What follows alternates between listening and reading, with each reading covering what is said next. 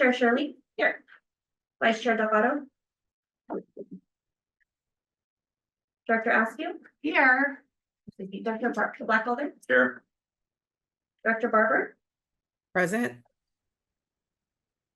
Director Garcia Arzola. Director McKee. Director Pedori. Director Bryan. We have a quorum. All right, great, thank you. And I will state that Director Delgado will be coming a little bit late. He has an appointment this morning, and others are at the Cal Cities Sacramento conference. We've got lots of things going on, so I appreciate those of you who are here to make quorum. Thank you so much. So the next item on this agenda is the election of officers. And so we will be continuing. I would still like to be chair of the authority, and I'm sure that Mayor Delgado would like to be vice chair. So this does require a motion. So Yeah, if I may, I think we have the nominating committee meet last year in December, and we made that recommendation. So I'm happy to make that. Did we not make that motion last time? We just made the recommendation. no, this is for the authority, Oh, for the authority, sorry. I which think only needs. got it. Thank you. Yeah. So I think we should maintain the alliance, continue to have those two match the ReGen. So I will make the motion. Second. Thank you. Do we have a quorum with it? Yes, well, we have Dr. Barber online. Online, thank you. Yes. Yes. So we've got a motion, but I'll go ahead and take this out to the public. Or is there any public comment on this item? All right, great. I'll close public comment. So we'll go ahead and have a roll call vote, please. Director Askew. Aye. Director Barber. Yes. Director Blackwelder. Yes. Director Bryan. Director Garcia Arzola. Director McKee. Director Pedori. Aye. Vice Chair Delgado. Chair Shirley. Yes. Motion passes. All right, thank you. All right, please join me and stand for the Pledge of Allegiance. I pledge allegiance to the flag of the United States of America and to the republic for which it stands, one nation, under God, indivisible, with liberty and justice for all. All right, we'll move on to public communications. Anyone wishing to address the board on matters not appearing on this agenda may do so now. Please limit to a maximum of 3 minutes. I'll open it up for public comments. Anyone in the boardroom or online? All right, seeing none, I'll go ahead and close public comments. We'll move on to the consent agenda for the authority. We have 2 items to approve the minutes of July 19th, 2024, and the second is to adopt the resolution amending the designated positions of the conflict of interest code. Is there any comments from directors on these items? Does anyone from the public like to pull any of these items? All right, I'll bring it back to the board and I will go ahead and accept a motion. So moved. Second. All right, great. We have a first by Director Blackwelder, second by Director Barber. Ida, good. Can I have a roll call, please? Director Askew. Aye. Director Barber. Yes. Director Blackwelder. Yes. Director Garcia Arzola. Director Pedori. Aye. Vice Chair Delgado. Chair Shirley. Yes. Motion passes. All right, thank you. We will go ahead and move on to general manager communications. We have, at this time, we will save them for the regular district meeting. Thank you, Chair. All right, and can I just add in here, could I have Bob explain why we're having an authority meeting? We have a new director here. Yes, and I want to point out, we may have a problem here with the quorum. We're doing a teleconference meeting with Director Barber. Yes. We don't have a quorum in the room here. And the teleconference proceedings do require a quorum of the members of the legislative body to participate in person with a single physical location. So I think we may want to wait. I understand Director Delgado is going to attend subsequently. He'll be here in about 35 minutes. 35 minutes. Yeah. I want to make sure that we do this with it properly under the Brown Act, so that we don't have a problem before, but and that's in your policies there, your teleconference policies for video conference, expanded video conference procedures. That's the new law that went into effect. So I suggest what we do right now is we recess this meeting and we'll take it up again at some point later in the meeting when but we're gonna have a problem also with the regular meeting if we don't have a quorum in the room.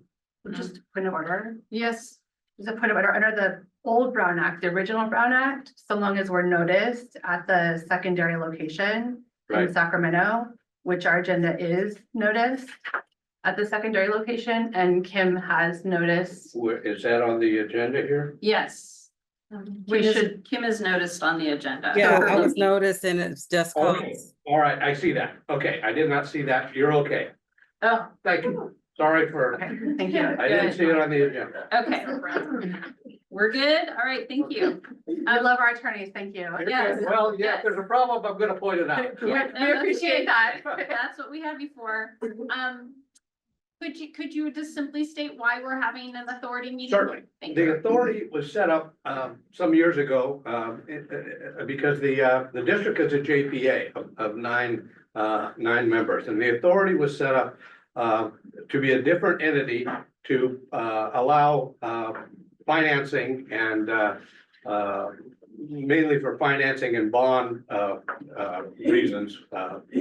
And it is a separate entity completely from the district, ReGen, the Monterey Regional Waste Management District, for the purposes of financing. Great. All right. Thank you. Okay, so are there any board communications? I don't think so. Seeing none, I'll go ahead and adjourn the authority meeting. And we will move on to our regular board of ReGen. So I'll call that meeting to order. Next on the item on this agenda is to welcome new board members. We do have two new board members. With us today is Chaps Perduri from Pacific Grove City Council. So welcome. Happy to have you here.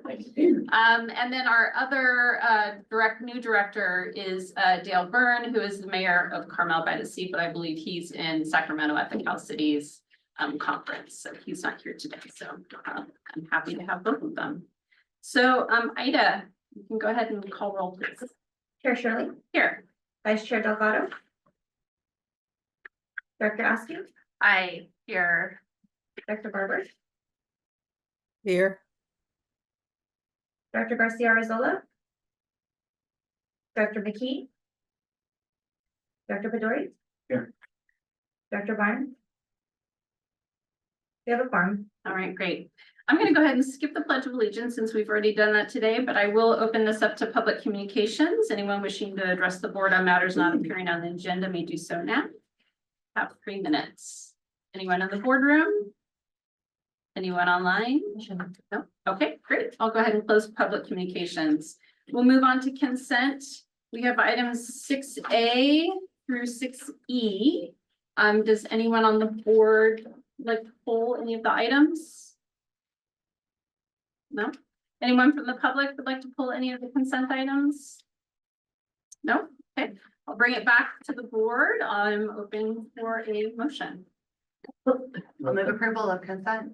Okay, great. So I've got a first by Director Rudascu and a second by Director Perduri. So with that, I'll do a roll call, please. Ida. Director Askew, I Director Barber, yes. Director Blackwelder, Yes. Director Byrne, Director Garcia Arzola, Director McKee, Director Pedori, Vice Chair Delgado, Chair Shirley, Yes. motion passes. All right, great. Thank you. All right, we'll move on to recognition and presentation. 7A, we have a presentation of resolution 25-01 of appreciation for Director Bill Peak. So I'm going to go ahead and read. Where is he? He was just here. He's in the back of the room. Oh, there he is. Very good. Good to see you. Okay, this is a resolution of appreciation commending Bill Peak. Whereas Peak has served as director of ReGen Monterey, representing the city of Pacific Grove since February 18th, 2022, and has demonstrated exceptional commitment during his tenure. And whereas he has been a strong advocate for sustainability and environmental stewardship, promoting initiatives that align with ReGen Monterey's mission to do more to waste less. And whereas he has championed public participation and transparency by requesting that ReGen Monterey's public meetings are recorded and board policies are accessible on the ReGen Monterey website. And whereas he contributed to the development of a white paper, Where Waste Travels, a high-level summary of municipal solid waste in California, and of the Monterey Regional Waste Management District doing business as ReGen Monterey, providing clarity to the community about common solid waste management practices that ReGen Monterey employs. And whereas as a board member, he advocated for the creation of reserve policies for closure and post-closure landfill funds, ensuring future generations don't have to bear the financial burden of waste generated and landfilled before them. And whereas his ideas have helped shape the strategic financial direction of the organization, providing invaluable insight to ensure future board members and their member agencies have a clear understanding of ReGen Monterey's role as a special district to the community it serves.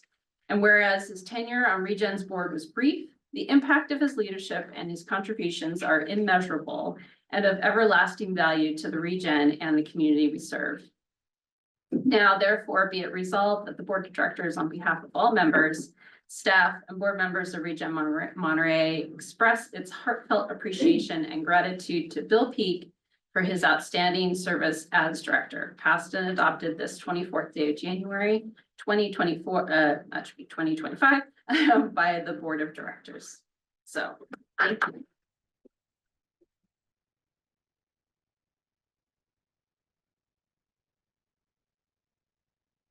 Eric's motioning, we need a picture. Sure. And I has a resolution if you want to go down that. Oh, yes, I'll go this one.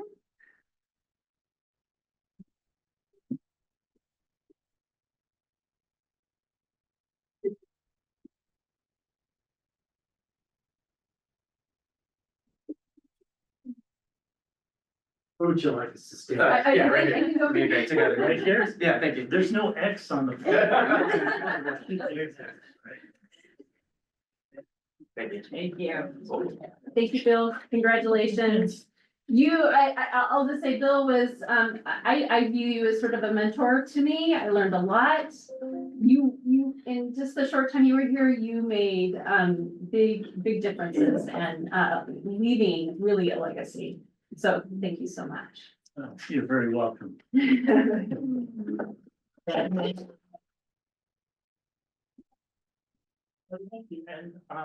it's funny, feel weird standing here to all of you.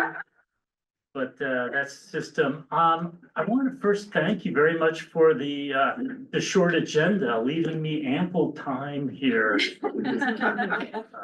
But thank you so much for your very kind words. I've always been impressed by the board as being friendly, open to listening to me when I'm not always saying things that are in sync with the status quo. So that's much appreciated. Also very much appreciate and recognize the management and staff for forward thinking, in particular technology as a means to an end, but not the end itself. Recognize that. And also greatly applaud the rethinking of finances for the district. The district hasn't, in my opinion, with wonderful hindsight, hasn't always made great financial decisions, but I'm very optimistic going forward. There have already been, as Chair Shirley already mentioned, there's already been some changes that have been recently made on finances that bode well. And so, again, I'm optimistic that there'll be future changes. Will make the district even stronger financially. And I know there's gonna be a lot of challenges, and so I'm wishing everybody a lot of foresight in making good decisions and carrying the district forward, not only for the management staff, but of course, you know, for the communities that the district serves. So good luck with all of that. Take care. Thank you very much. Thank you.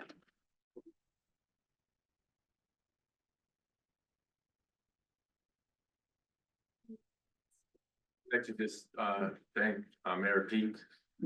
He always arrives to the occasion when it came to finances and challenging the status quo as mentioned. He improved my thought process. I think day one, he felt like it was gonna be a challenge, and all we continued to do as an organization was deliver on some of the concepts, and we continue to look out a wide angle scope to see what the future entails for us to change now and gradually get there without significant impacts to the community or its services. Thank you for always being a different voice and one that causes us to think from different perspectives and analyze the situation from a greater lens. Thank you much for your service, Mayor Pete.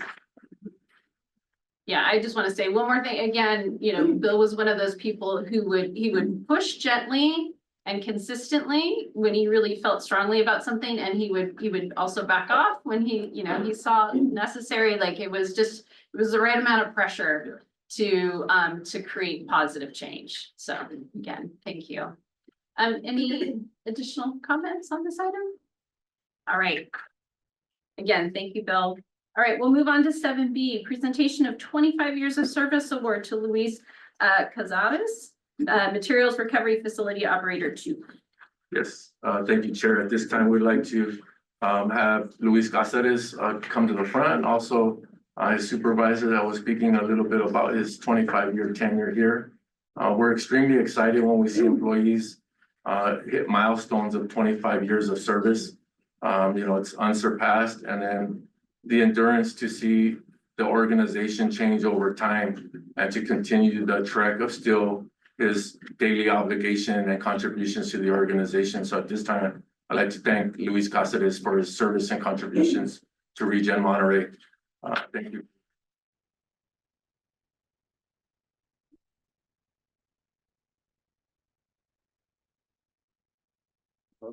So, like Felipe said, Luis did his 25th year. He started in January of 2000 as a maintenance operator, or actually maintenance worker, and he moved up to operator. Last 10 years, he's been as a work operator. He's very dependable. I always count on him. It's been a pleasure working with Luis. He's a perfectionist.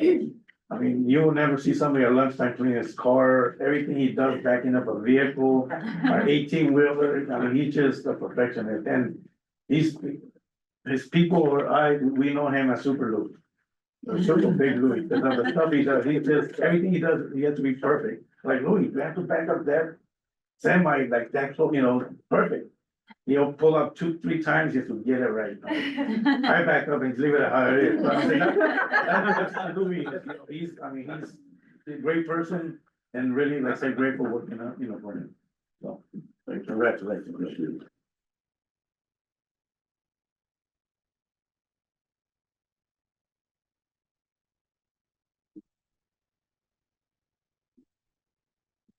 It's been working for the district. It's been a journey, a career, and a life experience, and I've learned a lot here, and it's a great place to work. I want to thank you all. Appreciate it.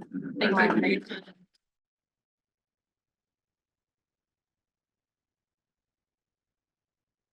So much. I always appreciate when we have employees, especially when they are doing such a great job.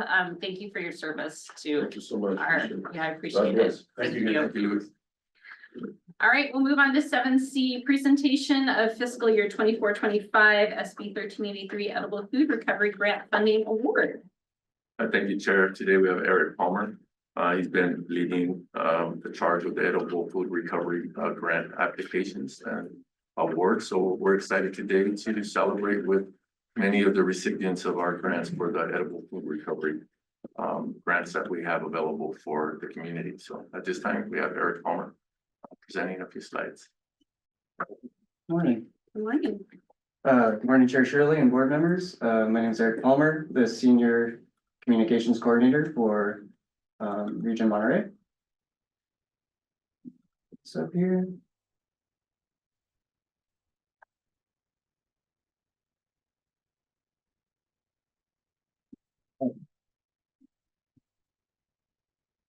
Thank you for the opportunity to speak to you this morning about this important program, the Edible Food Recovery Grants for fiscal year 24-25. We're proud to report on the local recipients of the grants for this year, and we have a few representatives here that will introduce you after a brief background on the program. As you're all very aware, California Senate Bill SB 1383, the short-lived Climate Pollutant Act was signed into state law in 2016, establishing statewide methane emission reduction goals. And the most prominent part of this historic law requires curbside collection programs for organics, so state residents can collect their food scraps at home. And ReGen Monterey and our residents should be really proud to know that we're industry leaders in this climate action effort.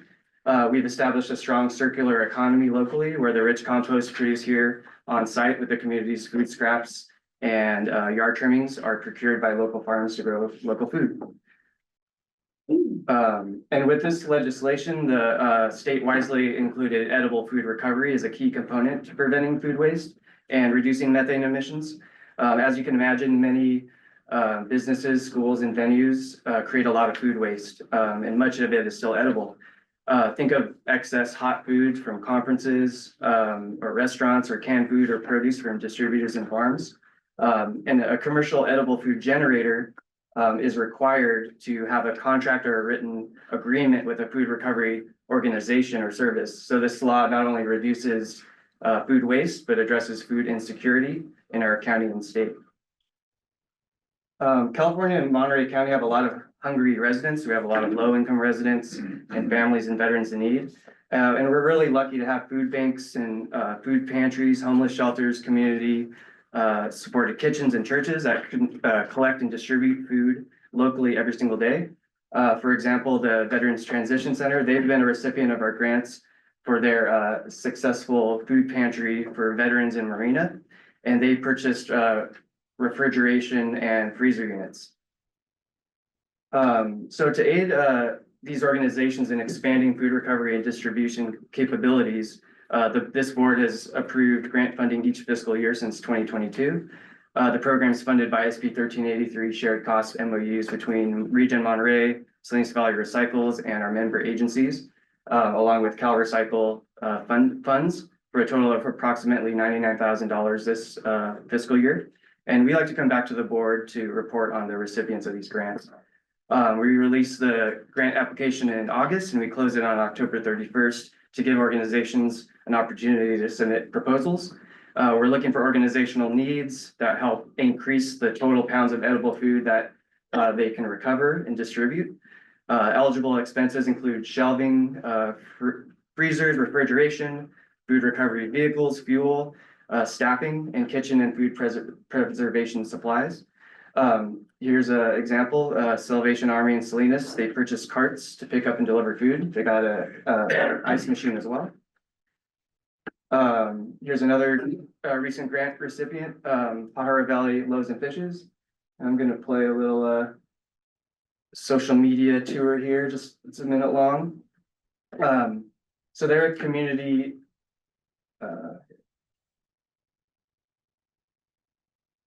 their community supported kitchen and pantry dedicated to alleviating hunger among poor working families, farm workers and the elderly in Pajaro Valley, and they serve hot meals. Nearly 100 families get bags of food 5 days a week. And the community's needs spiked during the pandemic and the levee flooding in 2023.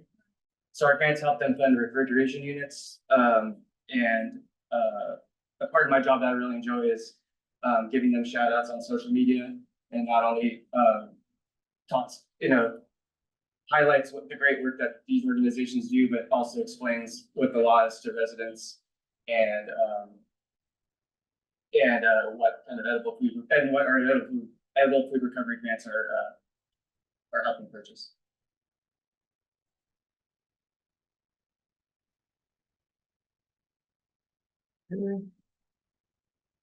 So 13 organizations submitted applications this year to apply for the grants. 6 of them were chosen to receive the funding. They were evaluated by members of the Edible Food Recovery Subcommittee of ReGen Monterey's Technical Advisory Committee. So those are made up of staff from your jurisdictions and it's chaired by George First of Pacific Grove, and the process is administered by Blue Strike Environmental.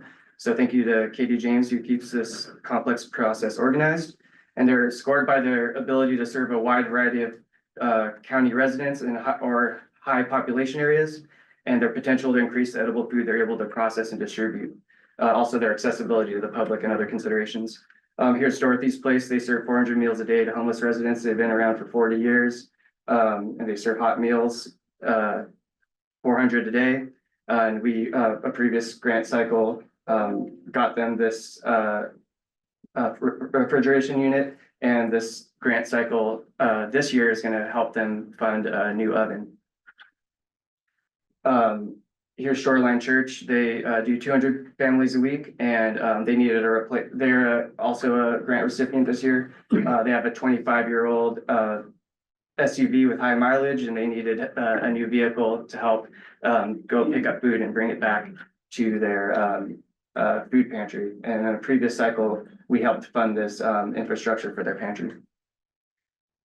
And another grantee this year is Salvation Army Hollister, and they typically operate with a skeleton crew of 1 person. This is Maria Romero here. She picks up, sorts, and packs food donations and drives all the way from Hollister to South County. And she distributes the food often directly to agricultural workers in the fields. So this grant this year is going to help get her some part-time work so that she can get some help. And then lastly, the other recipients are Cypress Church and St. Paul's Episcopal Church in Salinas, and they're going to get commercial grade refrigeration and freezer units to increase holding frozen food capacity. So this is a great program. It offers many benefits. It helps our region comply with SB 1383, keeps food out of our landfill to reduce emissions, and supports the wonderful staff and volunteers of these organizations, and feeds hungry residents in need. And it's a great example of collaboration between our agency, Salinas Valley Recycles, and all of your staff. And we're all working together to fight climate change and food insecurity, and we really appreciate your support for this program. So we have a few representatives here. We got some oversized checks so that they can share with their audiences. So if you don't mind, I'm just gonna take a picture, and then I think one of the organizations wanted to say a few words, and if you have any questions for them, it'd be great. Great, thank you. Okay, so we have Natasha here and Tracy from Salvation Army. And we got Shoreline, yes, Dennis, right? Yeah. Okay. And are you from? Okay. Want a quick check?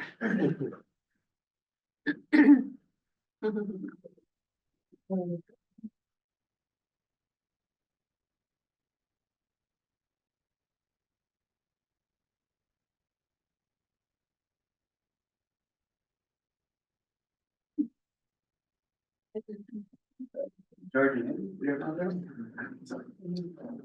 I have actual checks. This is Andy from Salinas Valley Recycles, and this is George First from the City of Pacific Grove, Chair of the subcommittee.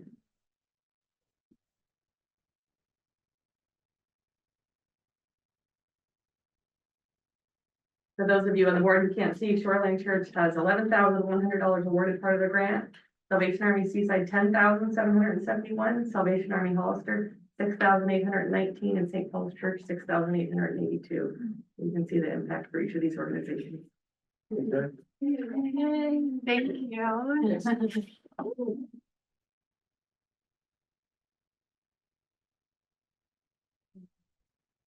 Thank you so much. Yeah, I just wanted to say thank you guys so much. I feel so blessed to be here to accept this. My captains couldn't make it. But this is gonna be so beneficial for our organization. We currently do about 150 hot meals a day, Monday through Friday. This is gonna go towards our pantry dry storage. So right now we have really limited space, shelving and stuff like that. We have a weekly donor that comes once a week and donates stuff to us. We don't have that much space, but I know with this, remodel, we'll have more space, and I know that we're gonna be able to create more meals to increase 150 to who knows. So we're gonna be able to feed even more people, which is amazing. And my team, they're excited about it, and they also they appreciate it very much. I want to say thank you. Yeah, thank you very much. We appreciate the support. Eric had mentioned Major Maria is a one-woman shop, and so this part-time person will definitely make a huge difference delivering to multiple different areas, directly into the fields, like you said. She's just so appreciative because she works to the bone, many, many, many hours each week. So thank you for the support. Thank you. You were from St. Paul's, San Pablo, in Salinas. Thank you so much for the support. We started off with an idea and just ran with it. We served 208 families. So I'm pretty much the one that runs the show there. The team is extremely excited. I've had from one volunteer up to 20 volunteers now. We pick up food, we take it to the pantry, we sort it, and we distribute it. And so we feel very blessed to have received the assistance and continue what we're doing. Thank you. Thank you. Thank you so much. Thank you so much. Very Yeah. So I want to thank the board and everyone who helped us gain this grant at Shoreline. On the org chart, I'm the leader, but I really just get out of the way of the people who do the work. And because of your support and so many other factors, we're able to feed 700 to 800 people a week who drive through on Tuesdays and Thursdays. And then we have extra food at times. We distribute to the villas and Seaside, Cal State Monterey Bay Food Pantry, and then leftover vegetables and such we take out to the zoo. This is weekly. And then with every major event on the peninsula, AT&T, Concours, and others, we get the call that night, says, we got a lot of leftovers. We have a team go get it the next day and distribute it. And we're just able to receive more, distribute more because of your support. So thank you very, very much.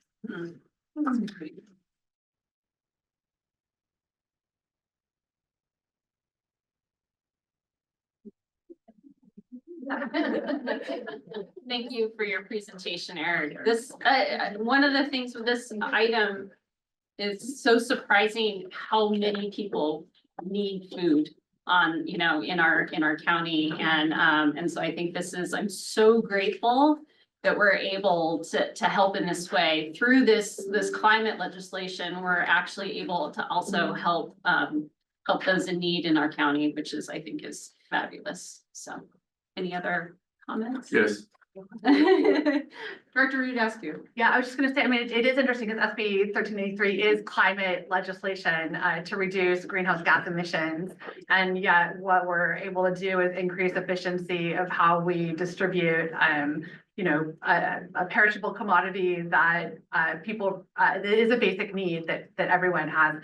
So to build these bridges in ways that really broadly support our larger community needs is really pretty awesome, and this sort of unique space for us to serve in. I was just going to make a pitch. I was at the Seaside Homeless Commission last night, and they were giving money away for food, basic food needs as well. And so to be here today and to sort of have the different source of funding, but for the same outcomes, given the overlapping space that some of these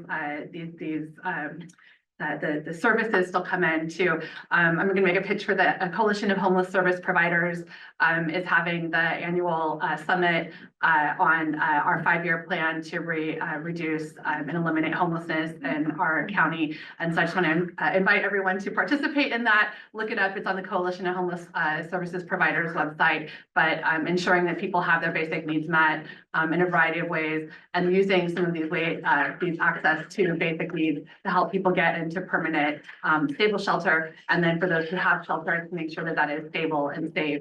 all of these pieces kind of fit together. So thank you for the work that you're doing. We appreciate it and really glad that through that work, we're also eliminating greenhouse gas emissions, which benefit everyone and that the district can play a role in all of that. Thank you.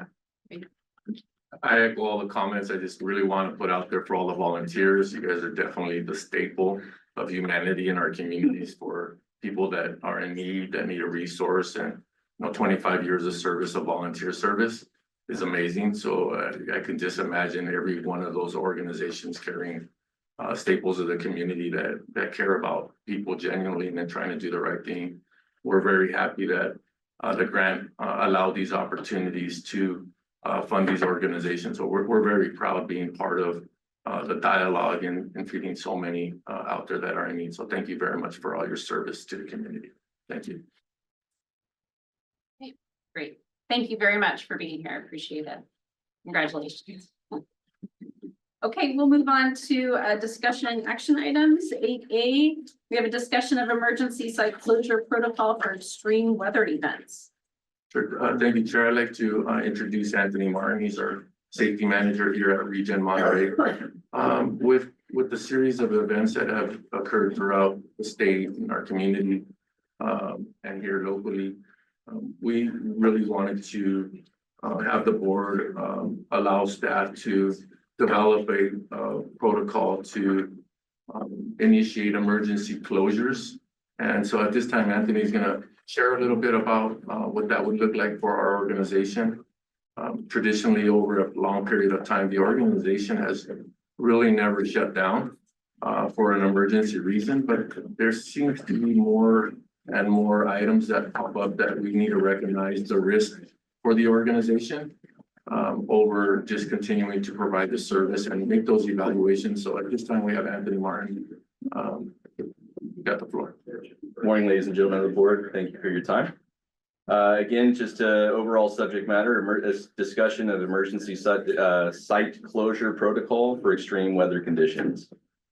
Recommendation, the board to provide direction to staff regarding the development of formal protocols and procedures for emergency site closures during extreme weather events. A little bit of background, and we also have a bit of a visual aid as to what we experienced. And then we'll also be going into additional potential outcomes in the future that we may see from different weather events. The background and discussion, ReGen Monterey operates the 315-acre Monterey Peninsula landfill, providing essential waste management services to the region's residents and businesses. Recent weather events have highlighted the need to establish clear protocols for emergency site closures during extreme conditions to ensure safety and environmental compliance. On December 14th, 2024, weather monitoring equipment at the landfill recorded 2 separate wind events reaching speeds of 57 miles per hour at the top of the landfill, occurring at 4:45 a.m. and 8:30 a.m. For comparison, the weather station at the administration office recorded the speeds of 48 miles per hour during the 8:30 a.m. event. Industry safety guidelines indicate that high-profile vehicles, particularly empty trailers, should not operate in winds exceeding 40 miles per hour. For reference, Colorado state regulation mandates landfill closures when wind gusts exceed 55 miles per hour or sustained winds reach 40 miles per hour. The potential hazards associated with operating during extreme weather events include vehicle safety. High winds create a significant risk to vehicle tip overs, particularly for empty transfer trailers and collection vehicles. Environmental compliance. Increased windblown debris can result in environmental violations and require extensive cleanup efforts. 3, infrastructure hazards. Falling trees and debris can block access roads and create unsafe conditions for staff and customers. And 4, personal safety. Flying debris poses a direct risk to staff and customer safety. As you can see here, based on the presentation slide we have before you, we had a pretty serious weather event on the 14th. Significant trees fell over, blocking entrance and exit on Charlie Benson Road. We had our spotter stations tip over and fall on a vehicle. And we also had significant safety equipment that was moved around. Additionally, there was a significant amount of debris. If those images are of interest, we can of course share them with you. I'm going to move into some other potential extreme weather events. I think that this has probably been something kind of close to all of us in recent time. So as we go through it, I'll give a moment to pause and add additional definition where needed. And then lastly, up for discussion. The other potential weather event that we will discuss first is AQI weather event. The air quality index AQI can be impacted by events such as wildfires and or winds and is a standardized tool to measure and report air pollution levels, indicating how clean or polluted the air is and is the association health effects within short timeframes. The AQI primarily considers pollutants such as particulates matter, PM 2.5 and PM 10, ground level ozone, sulfur dioxide, nitrogen dioxide, and carbon monoxide. Ranging from 0 to 500, AQI levels are categorized into 6 bands, from good to hazardous, and each band correlating to specific health advisories. A poor AQI can significantly impact the ability of ReGen Monterey to operate effectively. Additionally, with businesses in sectors such as outdoor construction, agriculture, logistics, and manufacturing, the effects of AQI levels on these operations are multifaceted. 1, health and safety concerns. Prolonged exposures to polluted air and health risks, including respiratory issues, cardiovascular stress, and other long-term compliance complications. Businesses have a duty of care to their employees and customers. If AQI levels exceed certain thresholds, regulatory bodies or health authorities may mandate operational changes, such as reduced work hours or complete shutdowns to safeguard public health. Regulatory and compliance requirements. Governments and environmental agencies often impose restrictions during severe air pollution events. For example, limits may be placed on emission transportations or outdoor activities. Non-compliance with these regulations could result in fines, legal consequences, and enforced shutdowns. Employee productivity and absenteeism. Poor air quality may lead to increased employee absenteeism due to health concerns or the inability to commute during pollution-related advisories. This disrupts workflow and reduces productivity. 4, customer behavior and demand. Businesses reliant on foot traffic or outdoor activities may experience a decline in customer engagement during these AQI periods. Consumers may avoid unnecessary exposure, leading to reduced revenue or affected businesses. Recently, we obviously have all seen what happened in Moss Landing. I know that there's probably a handful of people that were dealing with that in a more close capacity. Obviously, there was uniqueness with that one, the relation being a lithium fire. Obviously, our normal assessments for air quality aren't going to be tracking those. But this is more in focus to the fires that we see here, the fires that could be around our area that could significantly impact us, especially due to wind speeds. If the plumes from the fire are going to sit, obviously air quality is going to be a major concern for us and how we address those things. Also a significant importance, though in certain aspects, especially on the landfill, we would probably be very well equipped to handle a significant lithium fire by being able to smother it, which might have been unique for Moss Landing and not being able to do that.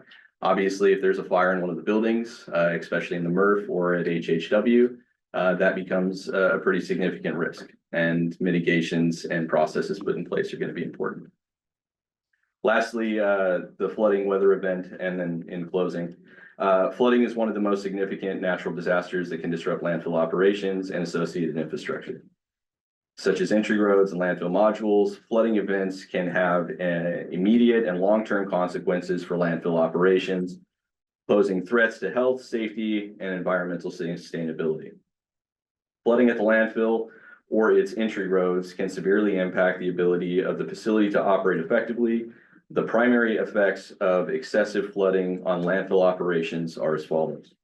Structural damage to the landfill. Prolonged flooding can destabilize the landfill structural integrity, including erosion of waste containment barriers, damage to leachate collection systems, and the weakening of landfill caps.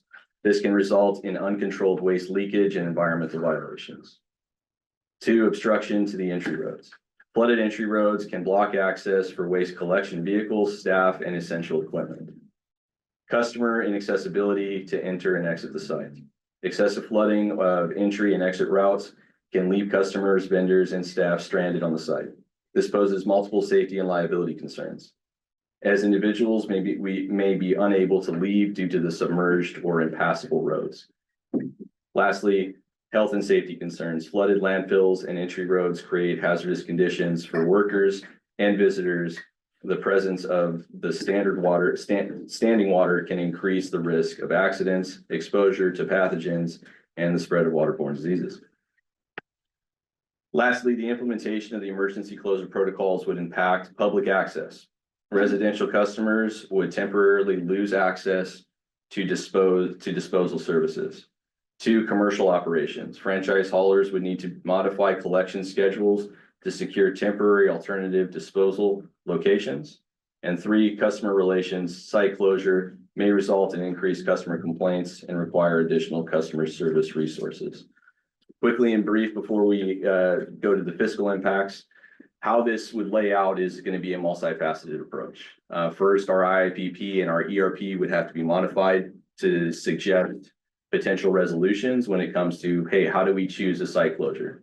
We're not just going to rely solely on observations when we're here on the site to suggest a site closure. We're going to use multiple data points and run it through what has been vetted as a reliable risk analysis matrix. Obviously, observations are important for who's here on staff, but also we're going to rely on other data metrics from other public agencies to be able to provide the accurate amount of information for us to make these decisions.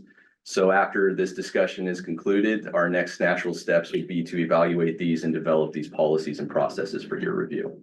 Once those policies and processes have been reviewed, our staff will then be trained in all appropriate measures, whether it be training, education, or additional PPE and equipment. These are all things that will naturally follow once we start to discuss this in more detail. Lastly, the fiscal impacts. While there are no immediate fiscal impacts associated with this discussion item, implementation of an emergency closure protocol could result in lost revenue during closure periods, additional staffing costs for closure implementation and communication, potential overtime costs for extended operations to process delayed waste deliveries, communications and notification systems costs.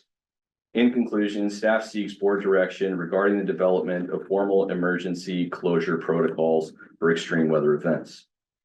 If directed, staff will incorporate board input into a comprehensive procedure that addresses public safety, operational impacts, and communication strategies. The final protocol would return to the board for review and approval at a future meeting. Thank you. Great. Thank you, Anthony. Any questions from board members? Director Peduri. Yes, I think this is something like this is needed in general, knowing the area that we're in and the extreme weather seems to be like the order of the day considering climate change. My question is really, how are we defining extreme weather?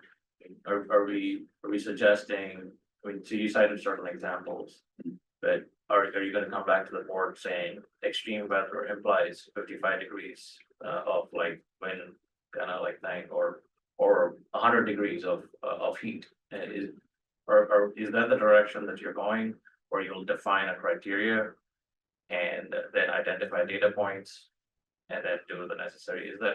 We're definitely going to bucket those definitions in easily consumable ways. The thing that I think ReGen wants to encourage is to not, metaphorically speaking, put us in too fine of a detail to where if an unknown weather event does come up, we're not able to react. We want our policy to be resilient and flexible in that regard. But when we start to come up with a risk matrix, it will definitely have those definitions of what we viewed as an extreme weather event with the criteria from a good, moderate to bad. And when we start to approach that bad is when we start to need to have the discussion, both with on-site managerial staff, the general manager making the assessment based on the data points. But those data points will be defined. We're just going to make sure the foundation is resilient enough that if we had to add additional things that we can't quantify for, we're able to flexibly move past that and be able to make decisions in the moment. So we'll definitely have more definitions than what was given as an example now with all of those particulates that you're asking for in the risk data analytics matrix, but there will be room for flexibility and growth depending on certain other unforeseen circumstances that the board or the staff may deem as appropriate to also be built into the policy. Yeah, my concern was just the fact that if we define something like say 25, whatever number you want to put, and nothing's happening, but we're still closing. I don't want anybody to say, why are you closing? This data point is there. Absolutely. I think that offering that level of flexibility is, even though, let's say the data is saying that the winds are at 60 miles per hour, we're here on the site and we're not observing anything dramatic. That's what that on-site ERT team is going to be specialized and trained to be able to evaluate. We understand the numbers are saying this. We are not currently experiencing this. That would then be escalated to the general manager, and a decision would be made more than likely to maintain operations in those moments. And not knowing, is this a precursor to the emergency, the actual disaster? Will this be tied into the disaster recovery kind of plans, or? It will be, it will, naturally, updates will be added into our IPP and then eventually into our emergency response procedures. So it would naturally focus on both. Both will be developed simultaneously and both will grow together simultaneously. Thank you. Absolutely. I see Dr. Barber's hand. Yes, thank you so much for the presentation. You're right, it definitely is needed. I noticed that you spoke about a fiscal impact. Has that been calculated specifically just so that we know we're knowledgeable of that, or is that just something ambiguous? Right now, the details haven't been quantified, but once we get the approval to move forward with these efforts, essentially pouring staff resources into these efforts and defining it, that those numbers will also be included. Okay, thank you. I do. Dr. Rudascu. Yeah, thank you. It's timely that this happened to be already, I think, agendized prior to the incident at Moss Landing this weekend. But the incident at Moss Landing this weekend, I think, does raise just sort of broad questions for all of the boards and committees and spaces where I sit around, just going back and being like, hey, I just need to take another look at what is our emergency response plan. Let's, make sure that I'm familiar with it. Let's make sure our board is familiar with it. So I actually would like broadly to request that we maybe agendize a review for our board of what is our emergency response plan and what are sort of the regulatory pieces that fall into that. Just as a general reminder for everyone. I want to thank Felipe for being present to gather information on Friday morning about, what's going on and what is the right decision-making for operation. To your point and your question, Chaps, about, data, I think we're all familiar with AQI ratings, and MBARD is constantly measuring our particulate matter. Very quickly on Thursday night, we were learning about hydrofluoride, thank you, gases, which isn't something that we typically measure for. So I do think it's important that we have, what we're looking at is broad criteria, so that as new emerging technology, which we know we're looking at emerging technology coming into play, that we're prepared to respond to those emerging dynamics that are at play. So I think that makes sense to have the flexibility built into those decision-making spaces. In terms of thinking about how to build out a plan and what that might look like, I would encourage the team that's working on that to think about sort of the reporting criteria. At what point does information get reported back to the board, what the public communication plan looks like, what the communication plan back to all of our stakeholders looks like, what the employee communication plan looks like as part of that. I would encourage us to work in partnership with County Environmental Health, the Air District, and the Department of Emergency Management, and thinking about best practices and how our plan might coordinate or impact other plans that are already in place and in alignment, as well as hazards that have already been identified broadly within our region. They've done a lot of planning work in that space. So it could be a weather event, but it could be, there's a variety of hazards that we've identified that could potentially impact our district here. The question of unintended consequences of shutting down, that's always something I'm like, okay, if we do that, and I think you've identified a few of them, who could be impacted and what would the consequences of that be? Just continuing that brainstorm. I don't know what else beyond what you identified, but I'm sure our workforce might have ideas, and just sort of having a brainstorm about that. In some of these cases, in some instances, there may be factors of thinking about cost recovery. Sometimes there is, acts of God are what they are, and the wind is what the wind is, or the storm is what the storm is. In other situations, there may be, it may be a factor to think about, if we shut down and we do have costs incurred, is there a cost recovery factor to consider? Do we have insurance to consult with? Just things that jumped out at me as I was reading the report. Broadly speaking, just encourage everyone to sign up for Alert Monterey County so that you get updates regarding all emerging situations. And those are my immediate feedback, and I'm sure I'll have more to engage in the process. But I think this is timely, it's appropriate, and I look forward to continuing through this and all other ideas as they emerge to have a broader review of our emergency response plans here at ReGen. Thank you for doing the work proactively and being one step ahead. Really appreciate the leadership. Yeah, thank you. Director Delgado. Thank you. Kind of starting off to follow up with Supervisor Askew. There's lots of documents probably like this with other agencies in our county and elsewhere. So I hope that we're planning to minimize, all the start from scratch where it's not necessary. And then Wendy also reminded me that, when we have conditions, so might M1 water. And so they'd be the first place to coordinate with. We both have lots of employees and we're both coming out of the same exit or whatever the circumstances might be. So do you expect to have some coordination where we're on the same page as they are when we, to the extent that we shut down and they shut down because we have the same sort of, we're not 100% aligned, but to some extent? Absolutely. Inside of our processes, as we start developing the policies, there will be communication to all tenants and neighbors about what our steps are going to be. And to elaborate more on your statement before, we're going to develop this based on industry best practices, not only within waste management, but also similar operations to ours. We definitely don't want to reinvent any wheel. There's a lot of data and a lot of information out there. But to anyone that we share that Charlie Benson Road with, which is definitely a major risk point that we need to evaluate, there will be ample communication and a step-by-step process with alternates and primaries to deliver that communication.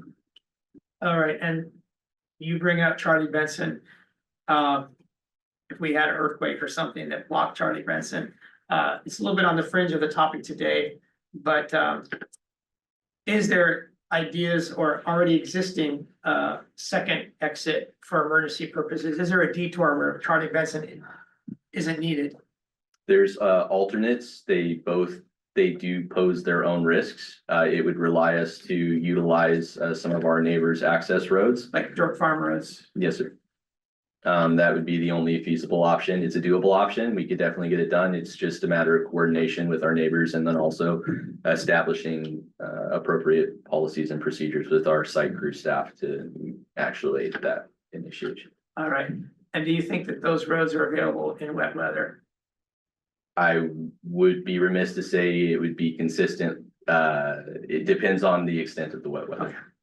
So those are the kinds of things this will eventually lead to, if not the next step, it'll be part of that step. The last thing is going over sea level rise, hazard policies for the city that in Marina, they have triggers. And I think triggers is a good way to explain to the public and to policymakers who kind of understand triggers. And you brought up data points, so if you get to a certain data point, that is a trigger after which you will take X action. Are you going to use the word triggers, or are you going to have something similar to triggers? I think just if there is an industry standardization for universal understanding, we should utilize that. I think that that's appropriate. When I say risk data analytics matrix, there would be trigger points within that matrix. So I think it would be easily transferable. Yes, sir. All right, thank you very much. Thank you. Thank you, Mary. David, did you have any comments? No, I think they were covered. Okay, great.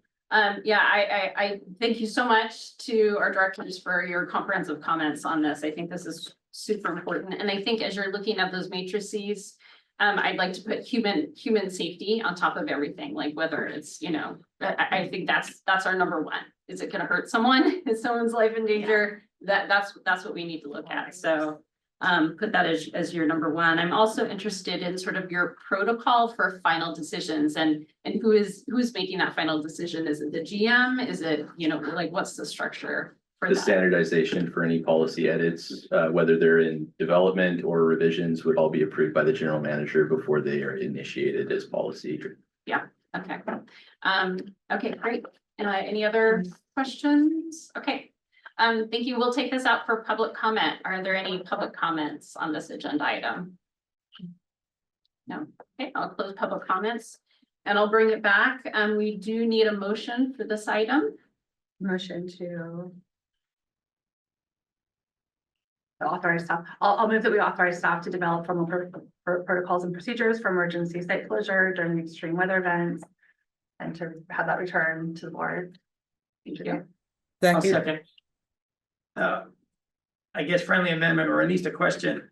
It's talking about extreme weather events, but there could be other similar events, tourism, whatever, which would be the same sort of thing. So We could just say for site closure protocol for emergency events, for any type of emergency situation. does that take us sideways or is that okay? It should still be applicable. There will obviously be nuances, but we can reflect that in appendices to the policy. Is this the time, this process to address, hostage taking, those kinds of things that are not weather that result in, but it results in the same, we gotta get out of here type thing? The end goal is the same, so I think developing both in tandem should be a feasible option. All right. Okay, so we've got a first, and then our second. Second, can you repeat the motion? Just want to know, make sure the Yeah, language. so we're authorized staff to develop formal protocols and procedures for emergency site closures. Okay, great. So we have a first by Askew, second by Director Delgado. Roll call please, Ida. Director Askew, Aye. Director Barber, Yes. Director Blackwelder, Yes. Director Peduri. Aye. Vice Chair Delgado, Yes. Chair Shirley, Yes. motion passes. All right, great. Thank you very much for your presentation. Appreciate that. All right, we'll move on to 8B, approve the implementation of automated control system from Loci Control Incorporated of Wareham, Massachusetts for LFG collection wells not to exceed a cost of $828,187, which includes a 5% contingency. David. Morning, Director Shirley. Morning, members of the board.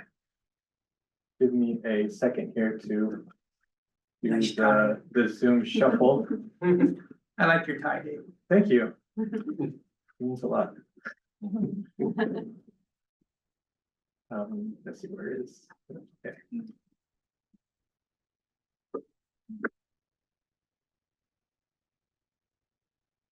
Together, please.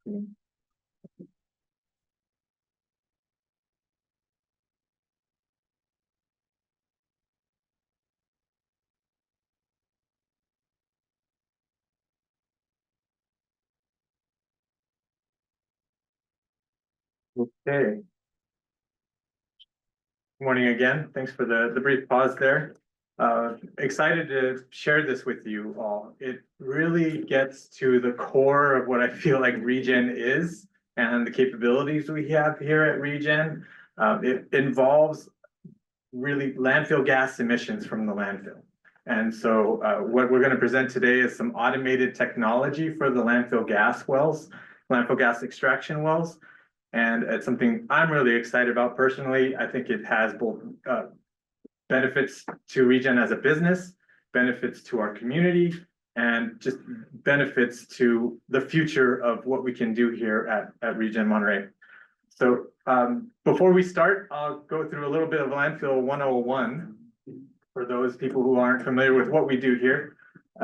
We obviously have a landfill here at ReGen Monterey. You can see it right here out the windows. And that landfill waste is decomposing very slowly in the absence of oxygen. And when that kind of decomposition occurs, a gas called methane, natural gas is what we're used to hearing it as, gets produced by that waste. And uncontrolled, uncollected, that gas will actually come out of the landfill surface.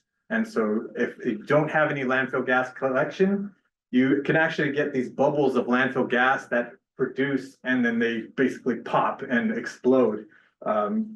Quite literally, and also they release a giant amount of methane. And methane is very potent greenhouse gas.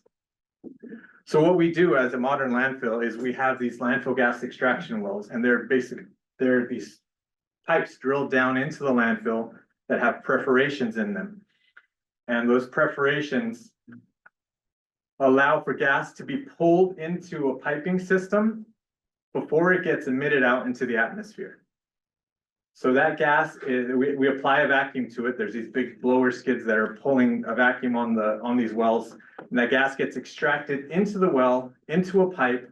And then, as you can see before in my crude drawing here, it either goes to a landfill gas flare, or it goes to on-site power plant where we produce 5 megawatts of electricity. So those two processes burn the methane, destroy it, so that it doesn't have its global warming potential that it would have otherwise.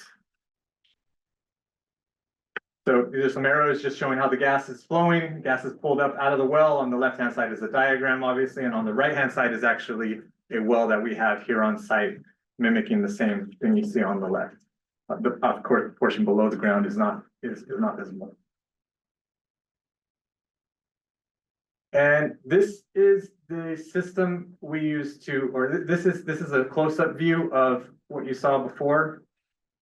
And it's the landfill gas wellhead.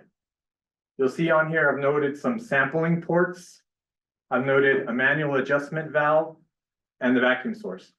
And we are required by regulation to go to each one of these wells every month and monitor these wells and make an adjustment to that wellhead if needed. So we change the valve position. Do we pull more vacuum on that well, or do we turn it down?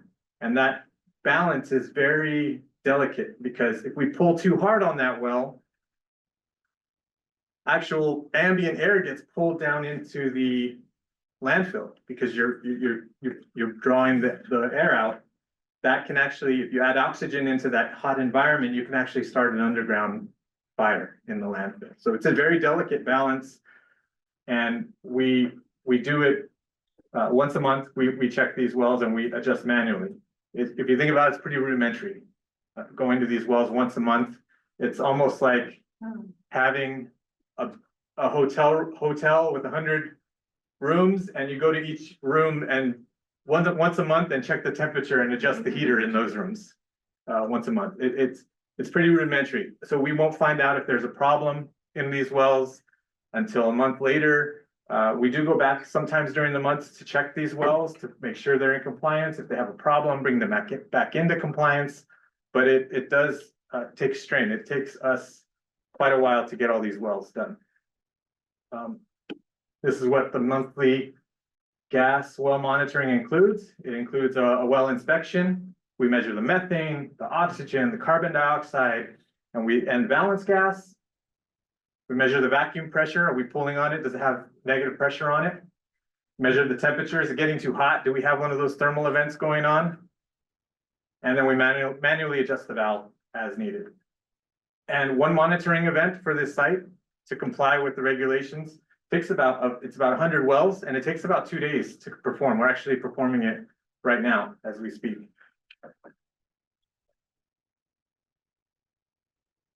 And because the landfill is so large, each one of these markers represents a landfill gas well. And you can imagine walking this site, going to each one of these wells and checking the gas composition. It's a pretty big undertaking. And for reference, you are there. So, if you can make out the administration buildings, you have better go.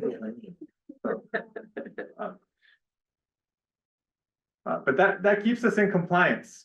And compliance bar is the compliance bar. You know, that is the minimum standard that a facility needs to achieve, and we meet it. But we work hard to meet it. In the past few years, you've heard the general manager talk about research partnerships with UC Berkeley.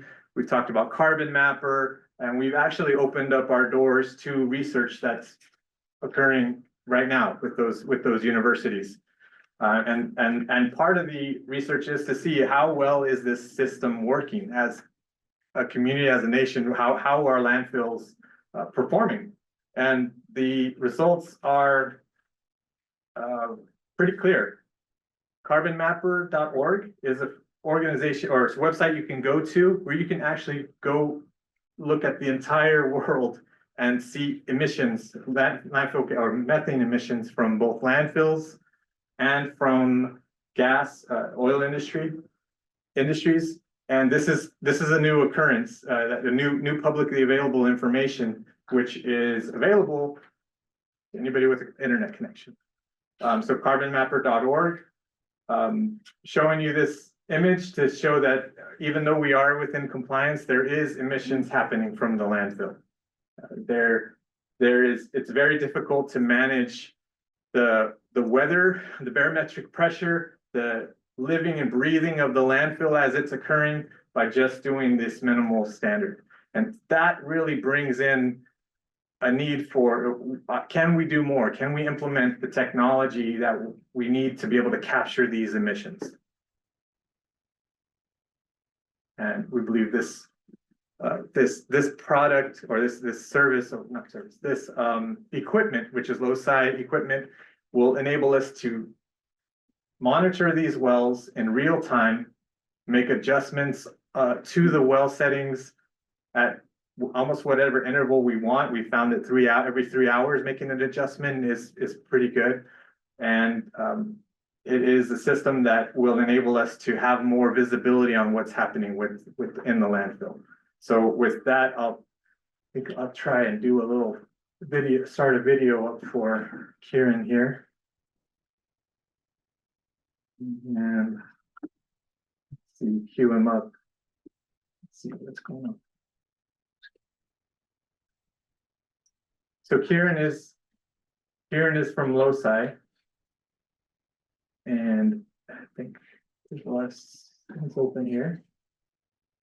But he's going to share a video. And Director Barbara, can you see this video? You should be able to see the picture, but maybe not the video. Oh, it's for me. So I'll let you do an introduction for the video. So this is Kieran from Low Sea Controls. Hello, how are you doing? Hi. Thank you for having me here. David covered a lot of it already. My name is Kieran Carroll. I'm a Director of Business Development with Low Controls.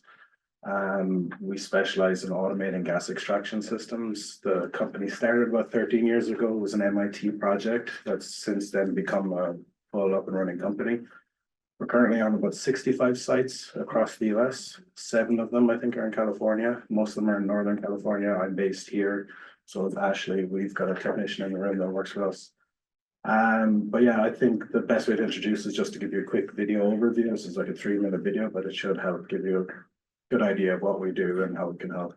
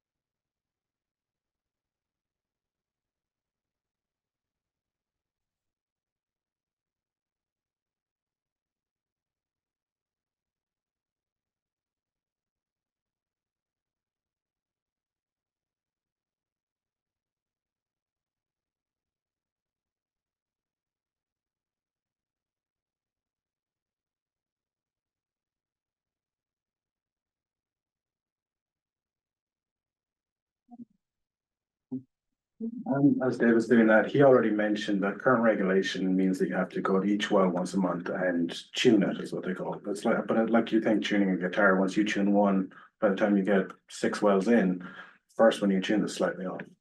Also, landfills, they have the dirt cover. It's basically a breathing, living organism. This thing moves with pressure systems. If there's a cold weather pressure system comes in, that's changing the pressure from above. Meaning that when you, like you said, right now, you have your technicians on site for 2 days, they're out in this weather, the nighttime is gonna be different. So that's why a lot of landfills have odor problems at nighttime, because it's literally breathing. It's no longer tuned adequately to what needs the landfill. So what our system does, like current is once a month, we do it every 3 hours. So we're taking a sample of the gas every 3 hours, and we have a valve actuator that actually controls the vacuum going to each of the individual wells.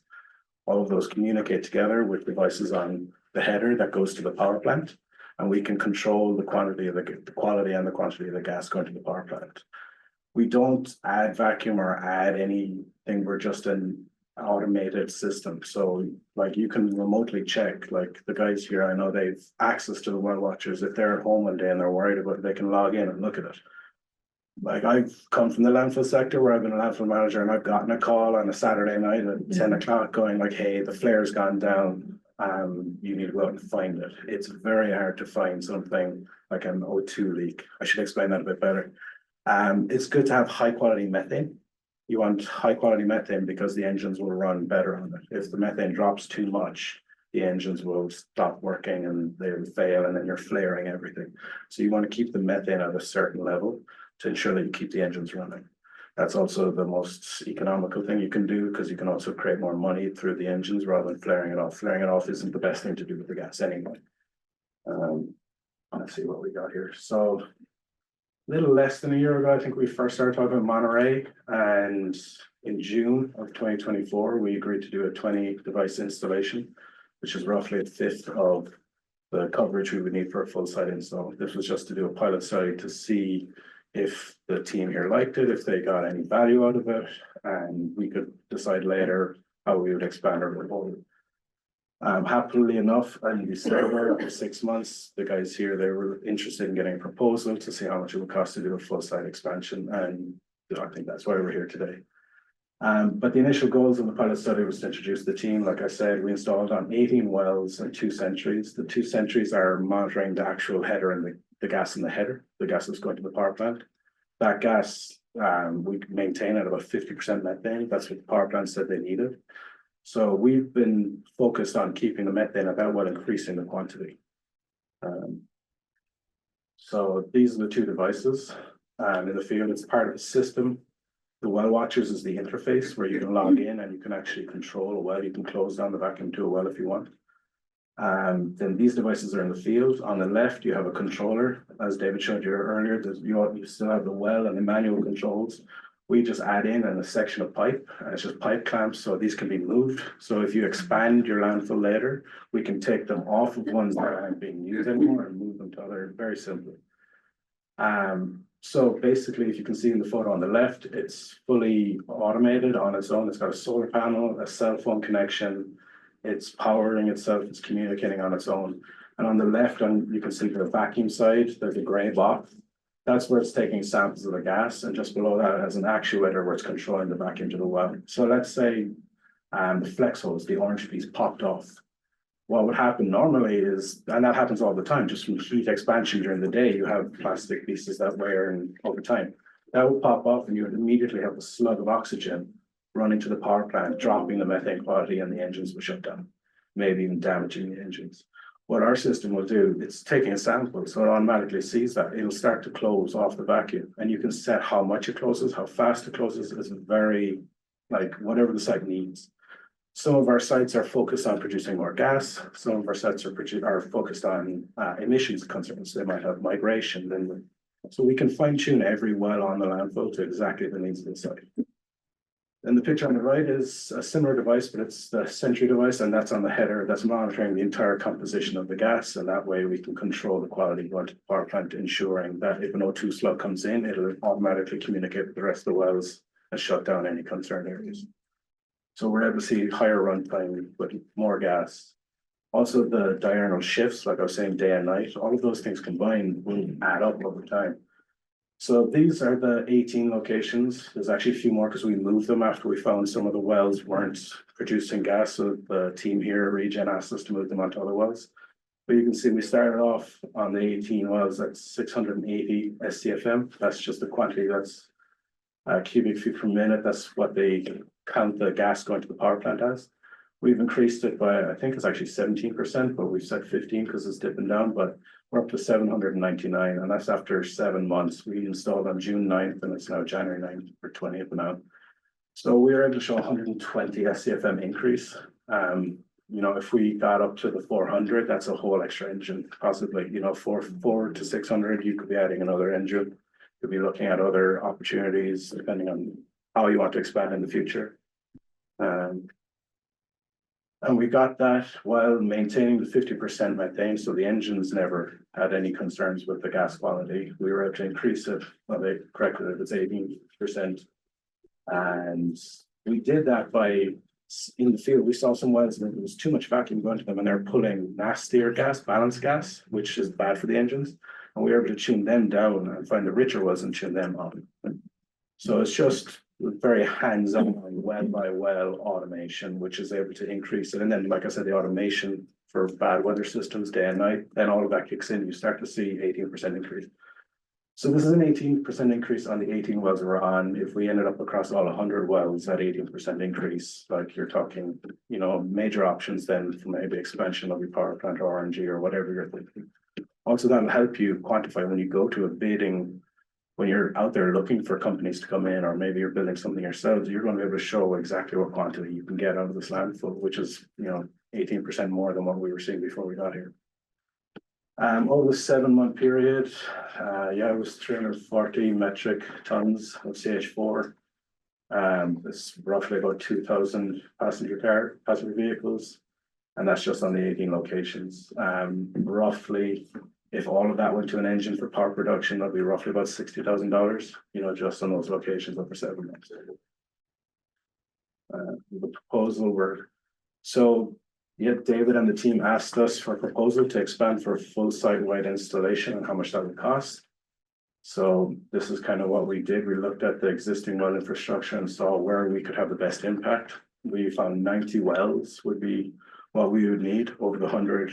I think there's a little bit more than 100 wells here, but some of them are in older gas where they're just set and forget kind of situations. We wouldn't have much of an impact. So we found 90 positions that we think we could have an impact and get up to 15–18% gas out of the landfill. The first year, it's a $788,750 cost, but that includes full maintenance, full analytics, full everything. Our intent is that we want to make sure this is a success. So we are all hands-on for the first year. We're training your team, we're training everyone how to use it. Then after that, we're happy to hand it back to you guys. It's your device, it's your data, you do with it what you want, but we can also offer extended warranty, extended maintenance, extended analytic support, and you can pick and choose what you want. I think that's about it. The last thing I will say, and I won't go into it too deeply, is down the road, if you're thinking about environmental attributes, this device is seen as going above and beyond current regulation.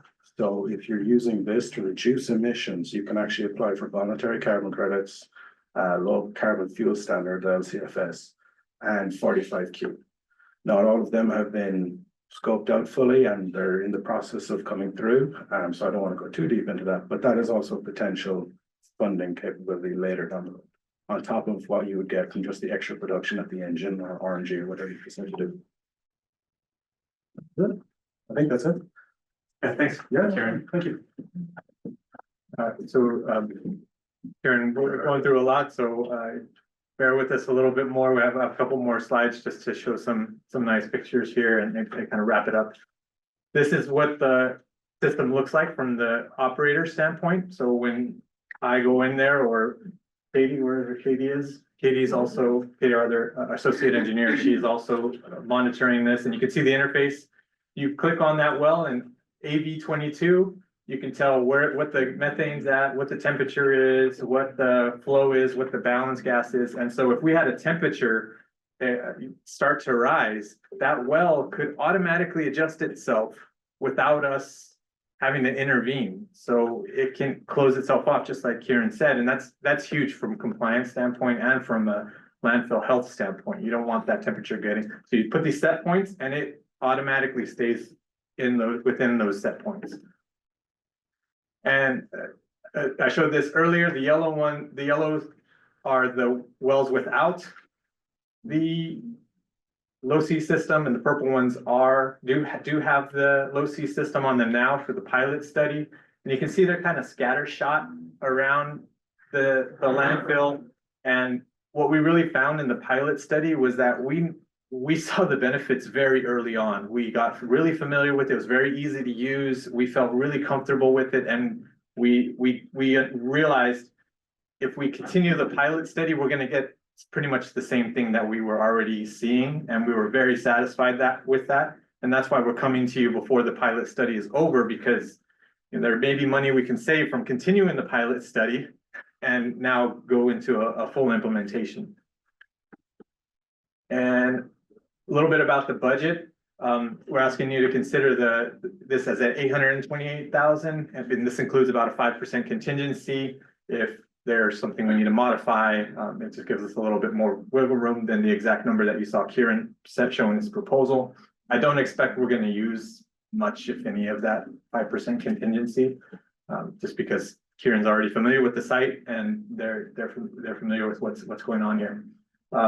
This is an unbudgeted amount for this fiscal year, but as we were talking about the values that we can get out of this project, we decided, and we looked at the list of projects we had in the budget.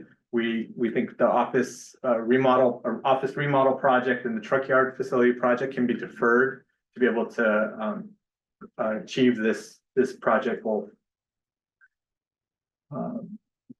Wrap it up. Benefits of the community.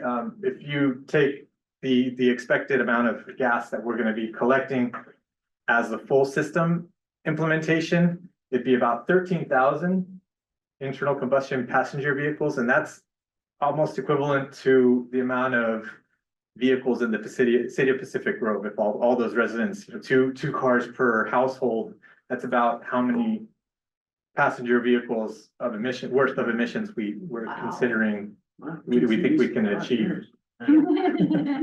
Oh. Well, emissions. You have to make a mark somewhere. Yeah. Well, we'll help you offset that, hopefully. There's a reduced odor potential because we're collecting more gas, so there's less emissions, there's less potential for odor, especially at nighttime. As Karen mentioned, we'd be implementing ahead of any regulations. As I mentioned before, that carbon mapper system is actually going to be something that the California Air Resources Board are going to be using to regulate landfills. So that's on its way. And we'll be better equipped for that. We'll also be contributed to landfill emissions research. The universities that were here before are now going to be able to straddle this project and be able to see the impacts of the system before and after. Again, performing above compliance standard. And then there's also the potential to offer carbon offset credits to the industry. You can offset some of PG's. Sorry to pick on you. First day, sorry, you guys. Welcome, Chad. Yeah. Benefits to ReGen from a business standpoint. The benefits to the community are ReGen's benefits as well. Improved gas quality means improved engine runtime, means improved electricity production. Real-time monitoring of the data gives us early warning of issues. The remote tuning capabilities allow for optimization in real time. And we build that historical database of gas production. Additional gas could be used for electricity or RNG in the future. Again, knowing how much we can extract from the landfill is a valuable number to have when we go out and do the business case for any kind of further development. And that one you can't see. Yeah, but it's what Kieran was talking about regarding access to carbon credit market revenues. that can be a very profitable endeavor. And it does take some application and approvals that are required. And so we're not making it the highlight of this presentation. We think the system stands on its own from all the benefits we get from it. But it could be a significant amount of money. So I think I clicked somewhere, and but with that, I'm happy to take any questions. Great. Thank you, David. Questions from the directors? Director Blackwelder.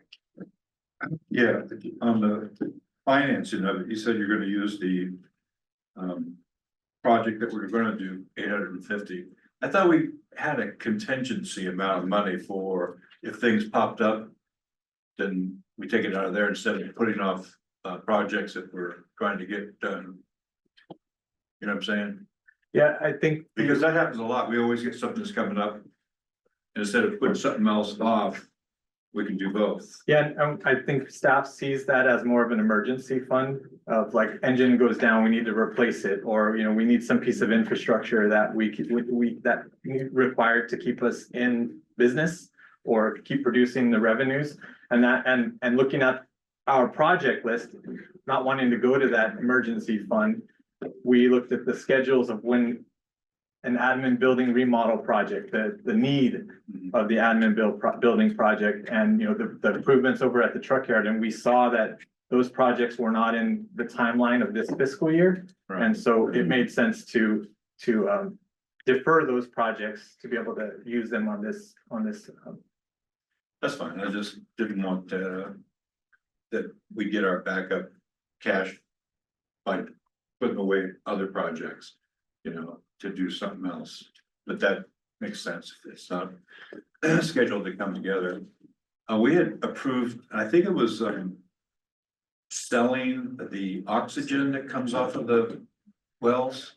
Wasn't there somebody that's talking about that? They're gonna put a device on our, I don't know exactly what they're getting off of it. Yes, I do remember there's landfill gas has a number of different elements in it that can be extracted for different uses. I believe the one you're referring to was a water purification entity, and they were thinking of installing a separate system. It wouldn't be on the actual wells. Okay. It would be on the gas plant side, and this would only improve the availability of more gas to do something like that. Okay. But right now that was just a presentation for information. It's not a project we're moving forward with. Okay. Also, are we getting closer to the quality of our methane that it could possibly be used for natural gas and selling it to PG&E or something like that down the road or something? Absolutely. We're already there as far as the potential, but it does need a full treatment system. So right now our landfill gas is about 50% methane content, and we got to be up in the 90, but Kieran probably knows much more better, 95%. It's more keeping the other stuff bad, like balanced gas, CO2, nitrogen, you need to keep that really low, but also RNG is about 54, 55. Out of the grant? Yeah. About 54, 55. Yeah. For the input, but the output, the injection side is like 90. Each state's a little different. I know some of the RG plants I've worked with in the past are going out at 97, 98% methane. Yeah. I'm not sure what California would be to like put in the pipeline. Yeah. I would say 95, 96 at a minimum, maybe 96. Yeah, because you have nitrogen reduction and different things like that, being about like you're saying. So what we're talking about is what the quality would need to be to get into the pipeline. Right. So it would require a bigger treatment system up front to go from 50, go into the treatment system, come out at 97% methane content to go into the pipeline. But our gas that we're getting out of the landfill now is close to being is pretty much there to be able to get into an RNG plant for cleanup. Okay, and also on that 18% bump, that's going to probably increase our energy output from our engines. It's gonna improve it in a quality way, in a because the quality of the gas is gonna be better. We can stay within these set parameters. It'll allow us to be able to run the engines with cleaner gas. And so it'll result in more uptime. And in the future, we can make decisions about adding more engines or putting that excess gas into an RNG facility or a mix of both. So it really opens up more possibilities to get more gas, and it makes what we have now perform better. Do we have room for another engine, or would we have to have another facility built? There's options there. Some of the engines and sets are on modular units where you roll them in, put them down, pipe them up, and they can run. And so we'd have options of whether we do a building expansion or go with one of these modular systems. The gas is there to do it. It becomes a business decision. Do you invest in power? And what rate of return do you get on that power? Or do you invest in RNG? And what rate do you get for the RNG? So that'll be business decisions we'll be talking about as a group to be able to say, we believe this is the future. This is where we're going to get the best bang for our buck out of the gas extraction. Thanks. Other questions, Director Delgado? Thank you. I'm almost as excited as you are. Hey, it's great to see your enthusiasm for a good reason that you have that. My first of two questions is cell phone communication. So if that goes down, then what happens?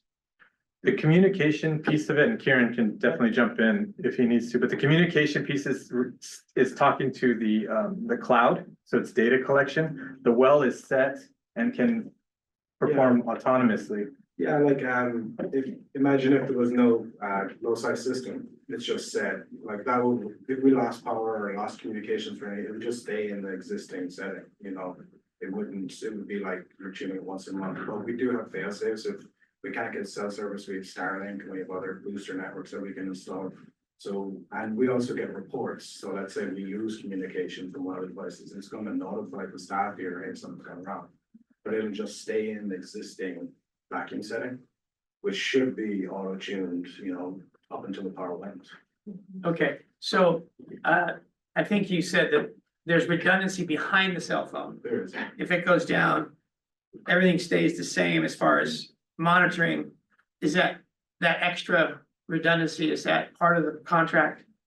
Yeah, like I said, it'll stay in the set position. And what happens is when we go to install, like Ashley and his team will come out to the site, they'll go to every well and they'll check the cell signal.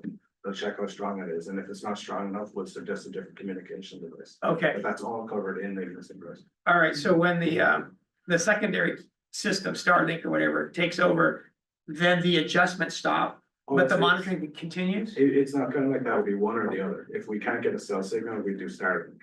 But usually, I think everywhere on the site, we should be able to get cell signal. Okay. Booster network. So I thought that the adjustments were part of the monitoring, because you don't need a person to go around and adjust it anymore. Well, the automation piece of it would be fixed. So, and it'd be a very short amount of time because we all get notifications. I mean, if the cell service is out, then we won't get the cell notification, but we'll get the system notification on that things are down. But the automation is included in the proposal to be able to change the valve setting. Automatically? Automatically. Okay, so when cell is down and Starlink is down or whatever, do we ever stop? You said it gets stopped in time where the adjustments don't happen anymore. So you're kind of stuck where you were at the last adjustment. Right. Right. And that's the current case right now. Right. That's the current, these wells are staying that way for a month. Right. So if cells is down for an extended period of time, then do you send people back out to start doing what they're doing today? Yes. Well, we would go to the unit and see what's going on. Is it something came loose or something that we can fix locally? And if it's not, then we're talking about these other networks that we would connect to reestablish the cell connection. It'd be a matter of, how fast Kieran's team can get out there. We also have a team here that goes out to the wells.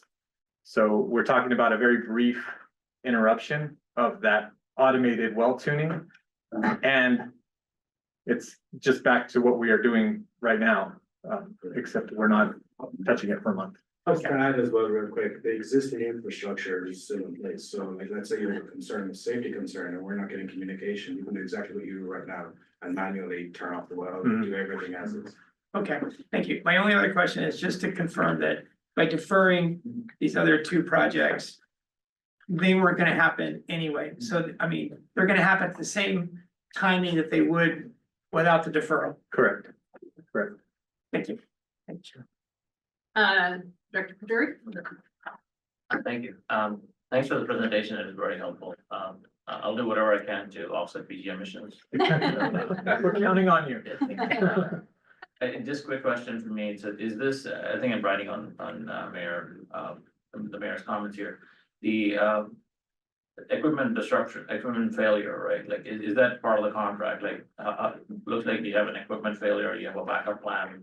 And essentially, I would say, coming on the heels of the previous agenda item, technically this would roll into the emergency preparedness kind of scenarios, right?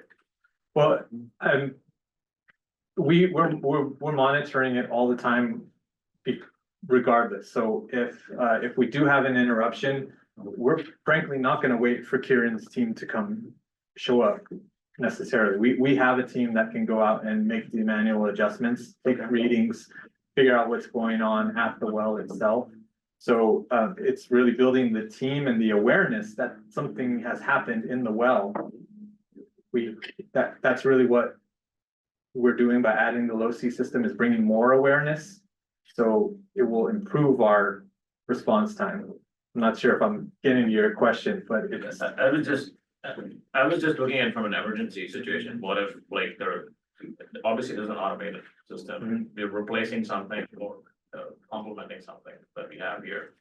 What if there's an equipment failure? I'm not talking about like connection failure, just equipment failure. And suddenly this equipment kind of monitors the methane level. Yeah. And there's an equipment failure, now the methane. I see what you're saying. Yeah, we would know about it at the plant.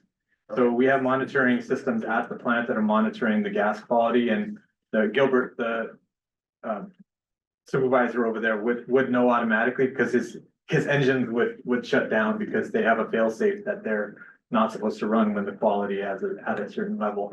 So you know, if the communication system or automation failed on low C side, we would find out at the plant and we would take action at that point. And that's exactly the case we have right now. And that's how we find out that there's a problem out in the landfill, is that the engine starts shutting down, the system starts telling us at the plant. And then, as Kieran mentioned, we're going out there without much information, looking at all these different wells and trying to figure out out of the 100 wells, which one has the issue. With the low C system, we could see where that problem is and go right to that source. We'd be able to see the O2 level and be able to see, oh, it's at well AB 22. Go right to that well and make an adjustment. But we would know about it at the plant. Okay. And just from a low side perspective, is the training covered, like whoever, so obviously different operators to train on the system itself, like that's part of the contract? It is, and frankly, for the pilot study, we've all been using the system on a smaller scale. Okay. And so it'll just be a continuation of that, and we feel really confident with it. It was something that we got familiar with really quick. Yeah, it looks to be an excellent product, just in general. So my questions are more general here. Is there like what is the life expectancy for the product? Is it, when we say warranty, is it? 5 years at least. We expect them to last longer. Certain parts wear out. Like I said, the first year is fully covered because we want to make sure that the site has the best opportunity to be successful with this device. But like we have them on sites for 6-7 years right now at least. You know, they're older devices. These are newer, more state-of-the-art ones that we've installed here. These are the latest ones. At least 5 years. We expect them to What I want the board to know is technically, if there's a 5 to 7 year window for expectancy of this particular product, you have like 100 odd items in here. So every 5 to 7 years, technically, this is gonna come back to the board. Is that, I mean, for some kind of like expense related to replacement of the equipment, is that a fair statement? It's a fair statement, and one of the things we mentioned in that proposal is that there is also the opportunity to buy a bumper to bumper warranty. So there is a in year 2, 3, 4, 5, we have the option of investing in each year to be able to cover some of the malfunctions or problems that we may have with the system, and that's a decision we can defer at this point, whether we take on all the ownership and don't go with the maintenance package, or we invest a little bit every year to be able to cover the replacements or malfunctions. Okay. It looks like my iPhone. Yeah, you want the login? Anyway, I'm supportive of this. Thank you for bringing this, and it's actually great work that you're already in it, and we just need to complete the rest of the 4/5 of the whatever is remaining. Yeah, thank you. So thank you. Great. Yeah, Director Riescu. Super exciting and more innovation, right? Like, I love that we're like sort of leaning into, new opportunities to reduce our carbon emissions, and that website you just shared, that Carbon mapper. yeah, like I just pulled it up, like, oh my gosh, like the United States has like big, huge bubbles around compared to the rest of the world. So kind of disappointing, but also gotta do our part. So my questions are really like financial, in terms of the cost recovery. So there really isn't a direct cost recovery for us. This is a cost that we would be putting out.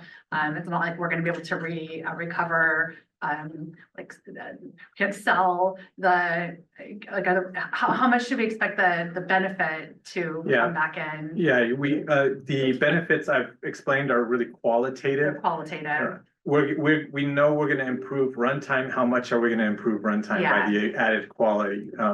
We know that we're not gonna have to go out to these wells and search all day for a pipe that's come loose. Savings potentially. How much are we gonna save by doing that? And these are costs that I can say qualitatively that they will go down, but quantitatively writing them down and putting an ROI on it is difficult to do.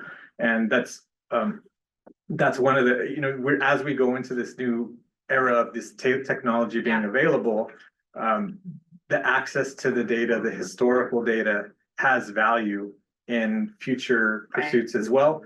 How much value does that have? We don't quite know yet. We don't quite know. Okay. So with the benefits that we've laid out, both emissions reductions, odor reductions, these qualitative benefits Clearly, there's financially. some qualitative benefits. I just want to make sure I wasn't missing any, because really, I think to Director Pedro's question, like, we're talking about sort of, it's an initial outlay, but it's a $200,000 a year ongoing operational commitment in rough terms. If we are thinking right? Like, if we're thinking 5 years and, or $800,000, with five, like, just rough numbers in my head, it's like $1 million, 5 years, maybe it extends on, but there's sort of this, $200,000 a year kind of ongoing commitment that we're making because it's the right thing to do, because we know that this is the direction we're going in, because this sort of gets us on the cutting edge of moving forward. And so the question, generally speaking, is from an operational perspective, adding $200,000 a year for this purpose. This is something that we feel confident in making an ongoing commitment for.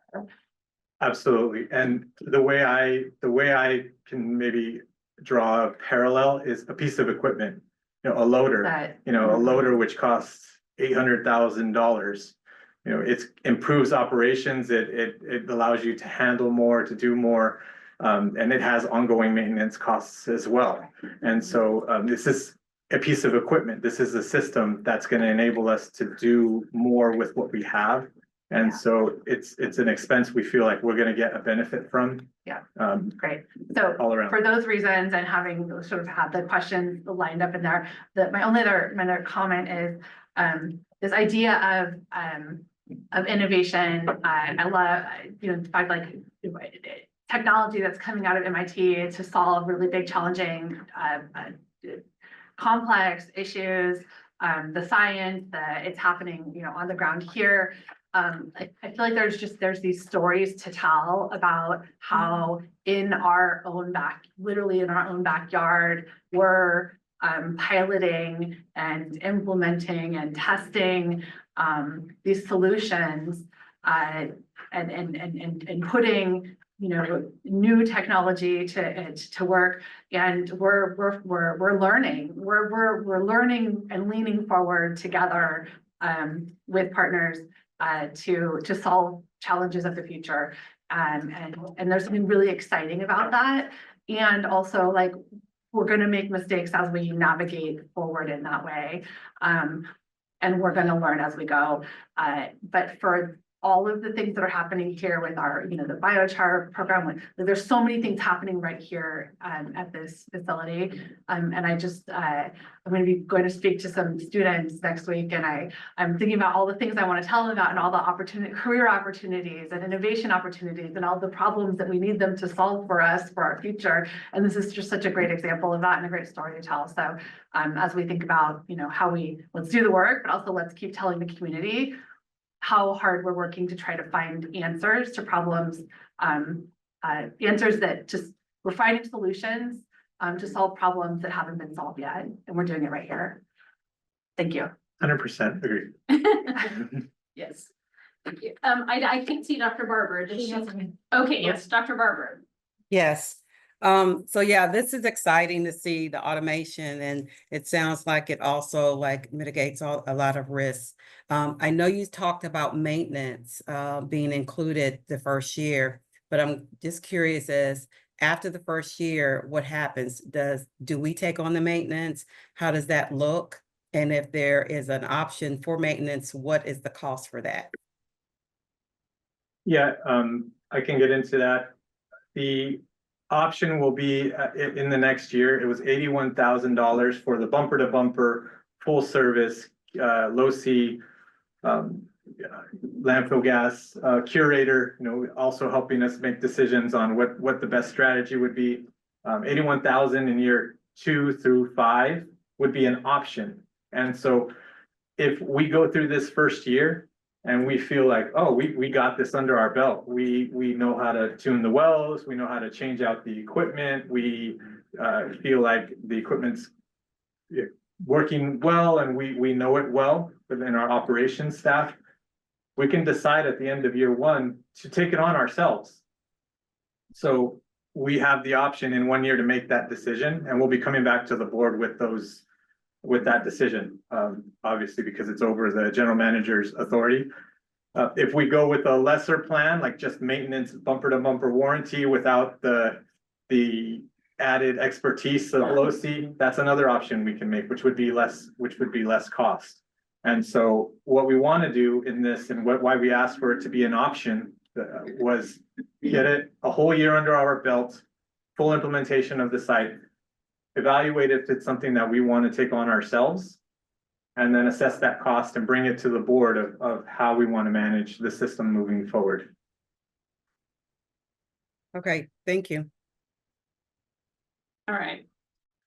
David, I am just as excited as you are. I honestly, I heard your presentation during the finance committee meeting, and I just think that there are so many benefits to this, and it just seems like it's the direction that landfills should start to go in, and I'm happy that we can be at the forefront of that. So it's great. All right, I will open this up for public comments. Are there any public comments on this agenda item? No? Okay, we'll bring it back. I will accept a motion. So moved. All right, first by Blackwelder. Second. Second, sorry, Kim, rude ask you got you. Kim. You're giving it to Kim. All right, Kim Barber, you're the second on this. Thank you. All right, roll call, please, Ida. Director Askew? Aye. Director Barber? Yes. Director Blackwelder? Yes. Director Fedori? Aye. Vice Chair Delgado? Yes. Chair Shirley? Yes. Motion passes. All right, great. Thank you, everyone. Karen, appreciate you being here. Thank you. All right, we'll move on to 8C, legal representation, request for proposal due to resignation of legal counsel. Well, my subject is not as exciting as the previous one. Sadly, on November 27th, we received the resignation of Rob Wellington of Wellington, and Bob is here today. And their last day is going to be effective February 18th, which will be next month's board meeting. So that doesn't give us a lot of time to seek a new legal representation. And so due to the shortness of time, we came up with a process of asking Rob and Bob for their recommendation for legal counsel, as well as we asked some our staff for legal representation as to who they would recommend. And you can see here a short list of about 6 people, mostly firms that have worked within our district and have served various special districts, governmental agencies here. You can see that there. So what I come here today is to request approval for the general manager to issue an RFP and then review those RFPs and come back with a recommendation to the board in February. If you have the RFP in your packet, it is a draft, and the reason I proposed it as a draft is in case anyone had any other comments or changes they'd like to make to the draft, we can obviously take it back to legal and before we issue the RFP. The turnaround time is we will be seeking the RFP by February 12th. That would give us about a week to review the RFPs and do interviews, and we have the option of having the board also perform some interviews if they so desire. But our goal is to come up with a recommendation in the February meeting, so that in March we will have a new council. So. Thank you, Helen. Yes. Just to add a comment, we did ask Wellington Law to support us through the end of March so that we have ample time to do our investigation on who the best firm is. We will probably reach out to the chair and vice chair as we narrow down that list, and then, you know, make a decision on who the new legal counsel will be, hopefully for the next 50 years. And I also want to put out there. Pick somebody young. Rob Wellington delivered a great term of service for the organization over 52 years. You know, fiscal impact for this item will be it's gonna go up for the service, and mainly because traditionally it's been a long tenured relationship between the organization and Wellington Law. They'll be extremely missed. Bob has recently supported us in many endeavors throughout this last couple of years. So we're just really sad to see that we're losing that long tenured partner, but we're also in line with, there's a lot of potential candidates out there that can deliver extraordinary service for the district moving forward. Thank you, Chair. Yeah, thank you. Questions from the board? One comment. Yeah. I know County Council through the County of Monterey provides legal support to many of our public agencies in the county. So just I don't know if that they have capacity to take on any additional support. So that may be a non-starter, but I would just suggest adding them to the list for RFP. Thank you for that segment. We will take emails to the general manager on potential other candidates. I know we did already have the board ask and recommend some others to add to the list for the direct solicitation. So we'll receive those and we'll include them in the direct solicitation with the potential candidates. Any other? Yeah. Yeah, just for my edification, is there a preference to have legal representation in person or Yes, that is one of the criteria that we're looking at, that, you know, potentially that they're local, but more preferably that we have somebody attend in person and has maybe multiple firm employees that can address different aspects of our heavily business that has different aspects and different approaches: power, energy, regular employee. So a bunch of different criteria that we're looking for from the firm that can meet the need that we're currently getting from Wellington. Great, thank you. Dr. Delgado? Which Kim's okay. Yep. It seems that February 12th might be too short of a window for some firms that have a lot going on. It's a quick turnaround, and I would hate to lose some good prospect RFP submittals due to that. So I wanted to ask Rob, Bob, if we gave you $2 million, would you stay on longer? Well, we'd have to think about it, Director. We would have to think about it, yeah. Unfortunately, Rob and I are both getting a little older, and it's essentially a lifestyle change for both of us. Well, $2 million would be certainly attractive, but there's more things in life than money. that's right. Well, with your experience, Bob, is that too soon? It could be a little tight, but we would be certainly willing to stay on. We're not gonna, neither one of us are leaving the area or doing anything. So we would stay on and support you for whatever time you needed, I think, to make a reasoned choice. Okay, I had one other question or comment, but you're gonna mention Yes, I think with them staying on through March, that we can give them maybe an additional week, maybe an additional week and a half, so we'll play with that if they're committed to stay on through the March board meeting. If that's the case, we can expand that window of communion. We have that option in the RFP. We said February 12th, but the district has the option of extending that should we not get enough response. right, if you don't get enough response, but I wouldn't like a good firm to say, we just can't make that deadline, so let's not apply, and then we don't even hear from them.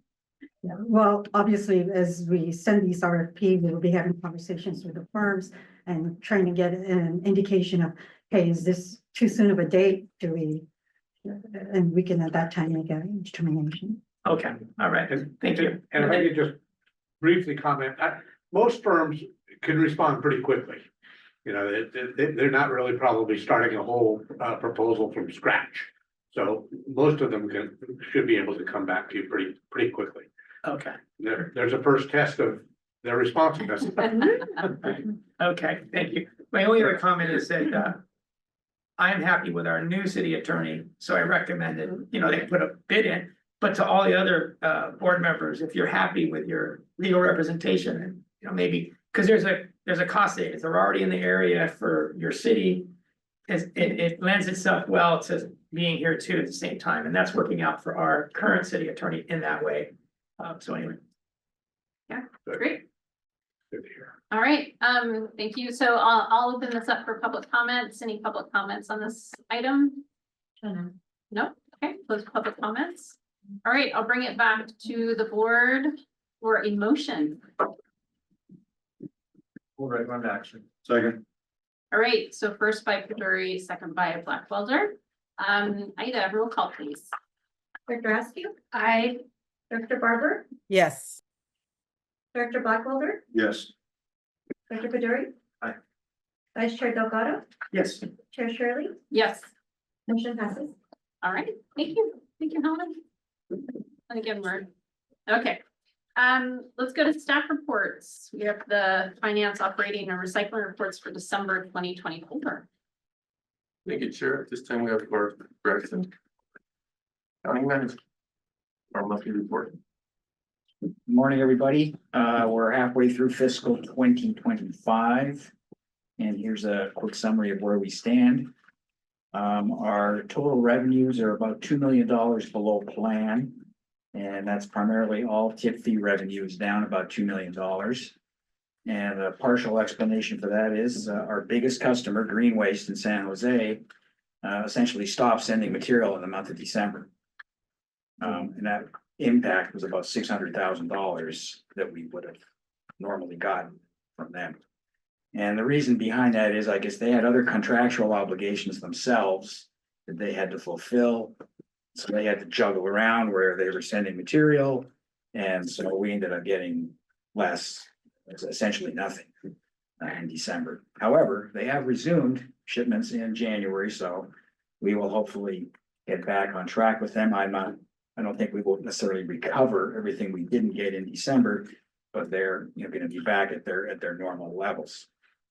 MRF revenue continues to be very good, and we're ahead of plan there. Power revenue is still down because we have not had great uptime running in fiscal 25 due to various equipment issues that we're running into. No loci. No loci, that's probably a reason right there, one reason. On the positive side, though, our operating expenses are about $1 million below plan for the year to date. So that's helping to offset the revenue shortfall. And our bottom line net income for the year is about 3.5 million. And we are about 650,000 below plan for the year to date on net income. In terms of tonnage, we are about $76,000 tons less than what was received in the same period last year. And that $76,000 is essentially, it's all MSW and ADC material. The volumes have gone down, which is the material that we get from our biggest customer, Greenways. So, that's reflected there. Our 12-month diversion rate continues to be in the 63% range, which has been at that same percentage for the last 24 months at least. So overall, things are okay. Could be better. Any questions? I'll be happy to take them. All right, thank you, Garth. I thank you for the explanation about December's, waste that we received. I was concerned, so I'm happy to hear your explanation. So. Not real happy to give it, but. I know, but thank you for the explanation. I appreciate it. Are there any questions for Garth from any directors? I'll ask one thing. Yeah. And I think probably we'll cover this in the workshop, but when I look at finances, I typically like to understand what's happening year over year. And perhaps you already have that and I've not seen it possibly. But is there a pattern that you see year over year with, for example, San Jose? Did they do this something similar in December last year or maybe the year before? Well, and since they are our biggest customers, we have had a couple of changes in their shipment pattern. When they first started out in 2016, 2017, they were shipping well over their minimum amount as specified in their contract. They have a contract that says you're supposed to ship us a minimum of 150,000 tons a year. In the first couple of years, they were sending 350,000 tons and we didn't, fine, bring it on, we'll take it as much as you can ship. And then in fiscal 21, I believe it was, they contacted us and said, well, we have this other contractual obligations where we're going to have to send some material somewhere else. So you're going to see a reduction. And this wasn't a temporary, this was a permanent reduction. So their shipments went down about 10,000 tons a month at that time. So in terms of, tip fee revenue, like they're again our biggest customer. And so, if there's a change there, then we see it. The other customers, our other regional customers and our other, the franchise cities stay pretty consistent. There isn't any real changes there. And the regional customers, we've picked up a couple in the past 5 or 6 years with Recology and Republic. So that's additional revenue we didn't have, but otherwise there hasn't really been any changes in terms of the revenue side of things. And the other, I think I should mention too, is the MRF side of things. And as you're here a little long, you'll probably get a better understanding of kind of what happens at the MRF. But that's all of the recycled material that we collect comes in from our single stream. So it's all the plastic and cardboard and metal, all of the stuff that is separated out at the MRF facility, and then we sell that. And those materials are all commodities. So there's a market for that, and the prices of those can fluctuate up and down, and we have experienced some significant fluctuations over the years. And we don't have any control over that. And we sell all of our material through a broker, and he gets us the best price he can, but whatever the market price is for cardboard today, that's the price we get. And fortunately, the last couple of years, commodity prices have been pretty high, and which is helping MRF facility in terms of staying ahead of the revenue projections and contributing more margin to the business. But we've had a couple of years when the prices were really down, and You know, we watch it, but there's not really anything we can do about it. Now, and in terms of our expenses, yeah, they're pretty consistent from year to year. Our biggest expenses are people costs.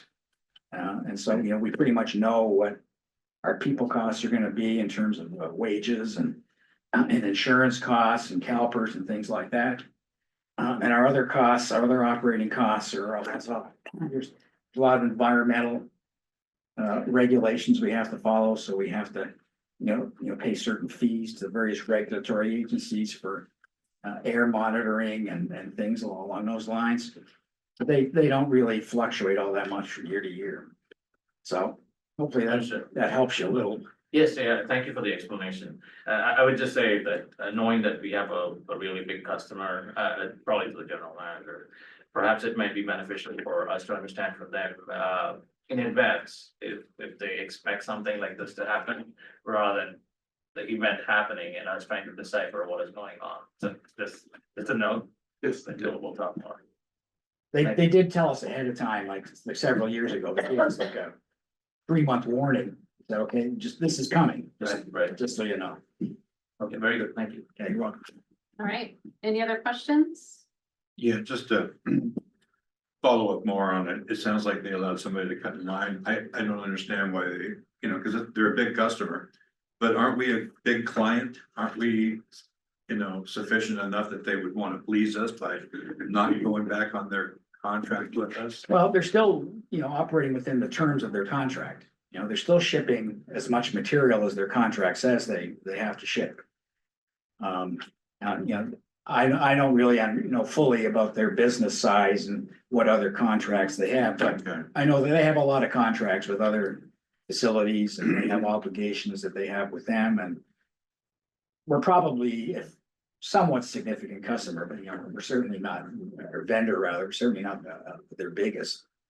But you know, we stay in contact with them and hopefully they let us know if something's gonna change. All right. Just following up on Director Blackwelder's is, you know, I would like the board to recognize that the San Jose volume comes in at a preferred pricing, which is a preferred pricing for green waste and not so much a preferred pricing for ReGen Monterey. So we could look at it as a reduction in volume short term, but we can also look at it as a gain in landfill space over time at a better value or future value. And this will be an item that we cover specifically direct to our workshop in the following week. So I'm pretty excited that you asked the question because we could look at it definitely two ways. Is the volume comes in at a much reduced price, which helps support ReGen and the member agencies.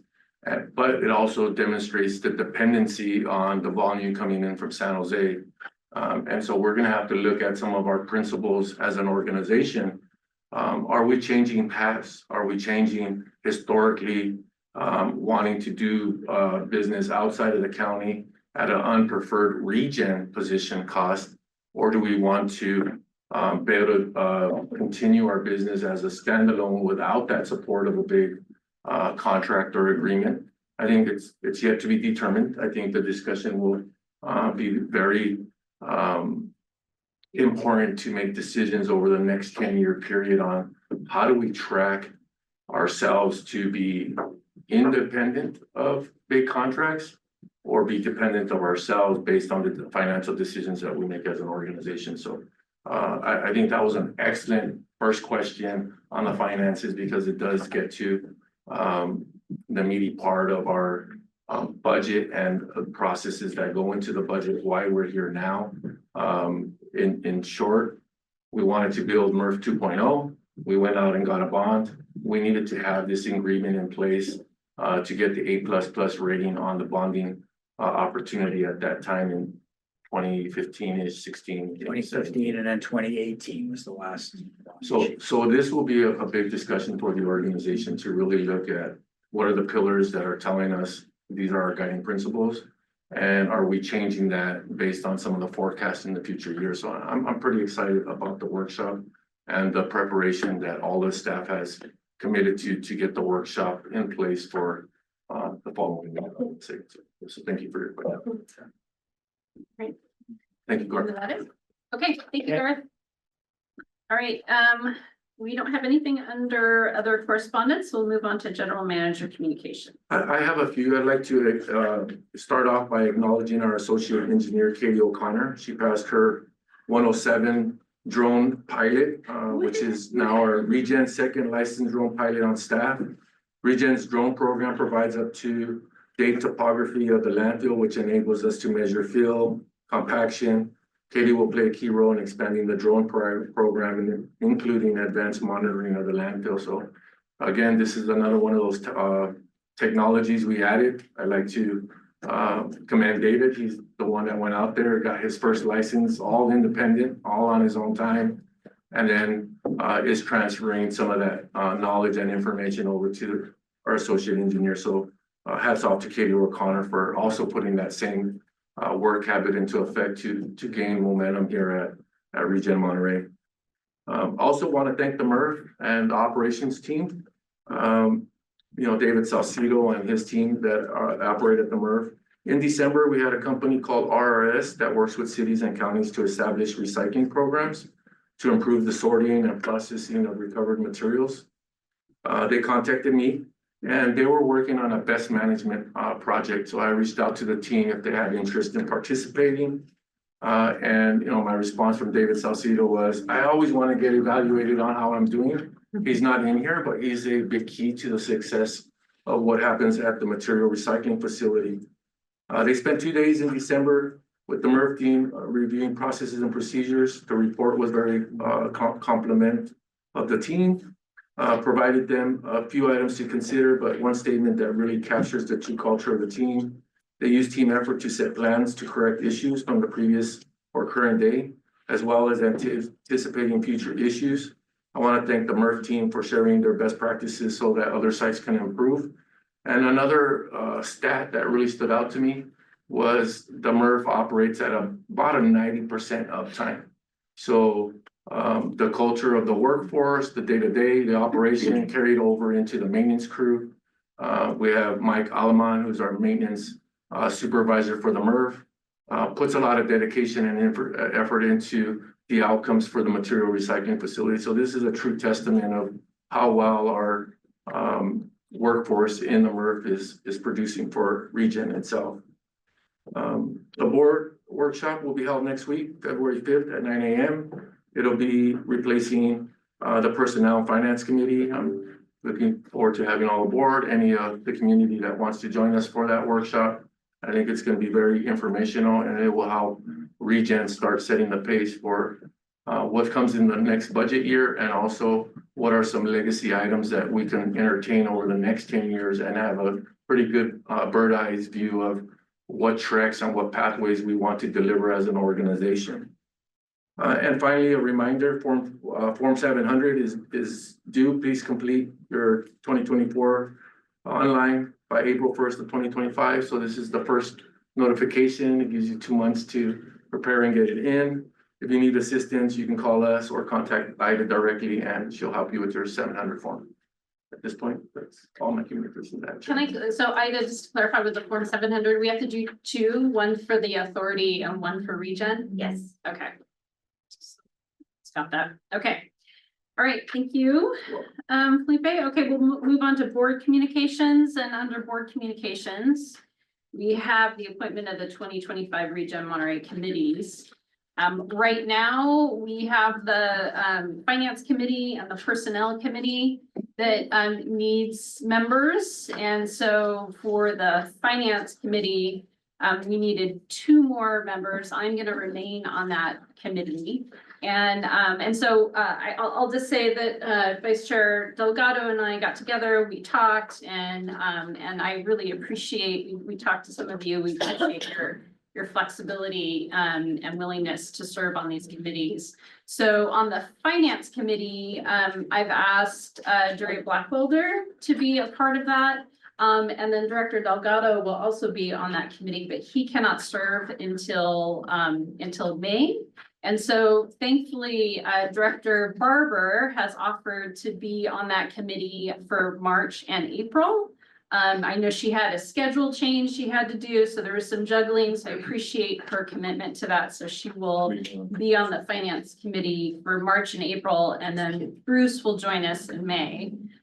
For the personnel committee, I want to thank you as well. I know there's some juggling that needed to happen. We will be moving that meeting to an 11 o'clock start time, so we can accommodate your schedules. So Wendy Rudasky will continue to be on that committee. We've also, Chap Spaduri will also be on that committee, and then Dale Byrne will also be on the personnel committee. Okay. The Special Districts Association, that will remain the same, and our ad hoc committees at this time will stay the same as well. Move approval. All right. Second. With a tremendous thank you for the coordination that goes into coordinating all of the schedules. Knowing that you've got work schedules with people working full time. We've got, I think everyone, this TMC executive meeting is also that morning, like all of the coordination that goes into this. So just tremendous appreciation. Yeah, sure. Thank you for your work. Appreciate it. Okay, so we have a first, or I think it was decided that this was the chair's ability Yes. to appoint. Yes. So we don't need a motion. Yeah, I believe it's chair's prerogative. Okay, okay, great. Is there any further discussion on these? No, we're good? Thank you. Okay, thank you. And then just final board communication. I just want to say thank you for the team for the holiday party. I had such a great time. You guys are really fun to be with. Thank you so much for the time you spend with your employees, and with us. I loved it. So thank you. Any other further board communications? I do have one for the workshop next week. We are going to be taking updated photos for our website. So be prepared for a photo, and we will do that right up front, so we don't have anybody running off at the tail end. So just be prepared for photos right at the beginning of our workshop session. Thank you. Director And I just want to say how much I appreciate the care that ReGen staff has for our workforce.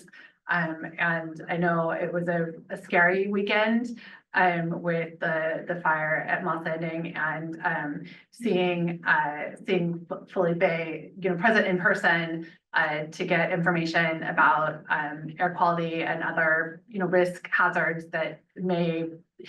Trying to collect as much information as possible to make the best decisions possible to ensure the health and safety of ReGen workers who are out in the field every day. It just was one of those reminders to me that like we have exceptional leadership here at ReGen, and that the care for our workforce is of the utmost priority, and is always at the top of decision making. So I just want to say thank you, because it matters, and I appreciate that. Thank you. I can't keep all To the the whole credit. team. David, Jameson, Jay, Zoe, Berta, Helen, everybody in the room really contributes to what, what if this happens and what if that happens, which starts creating the storyline of how important our workforce is. So thank you for the acknowledgement. Yeah. Our team definitely embraces that acknowledgement of taking care of our workforce. Yeah, Thank you. and I know those decisions and those conversations were happening throughout the county with limited information available. So just a huge appreciation and recognition of always putting our people first. Thank you. Thank you. Director Delgado. When you said Jameson, it reminded me, I wanted to thank Jameson. Every month we work together to remove garbage dumped items from Lapis. And this month I forgot to tell him that we had done a lot. And then I came today and there it was all gone. So thank you, Jameson, for being on top of it. And he also goes out, I guess, on his way to work or during the week. And Lapis is looking so much better than it ever used to. Thanks in large part to Jameson and his colleagues, all of you guys who are helping Jameson on that team. Thanks, Jay, too. I know you're part of that, and Felipe, appreciate it. Excellent. Great. Okay. Thank you very much, everyone. With that, I'll adjourn the meeting. We'll see you hopefully at the February 5th meeting, but then also at our next board meeting, which is February 21st. So I'll adjourn the meeting. Thanks, everyone. There you go.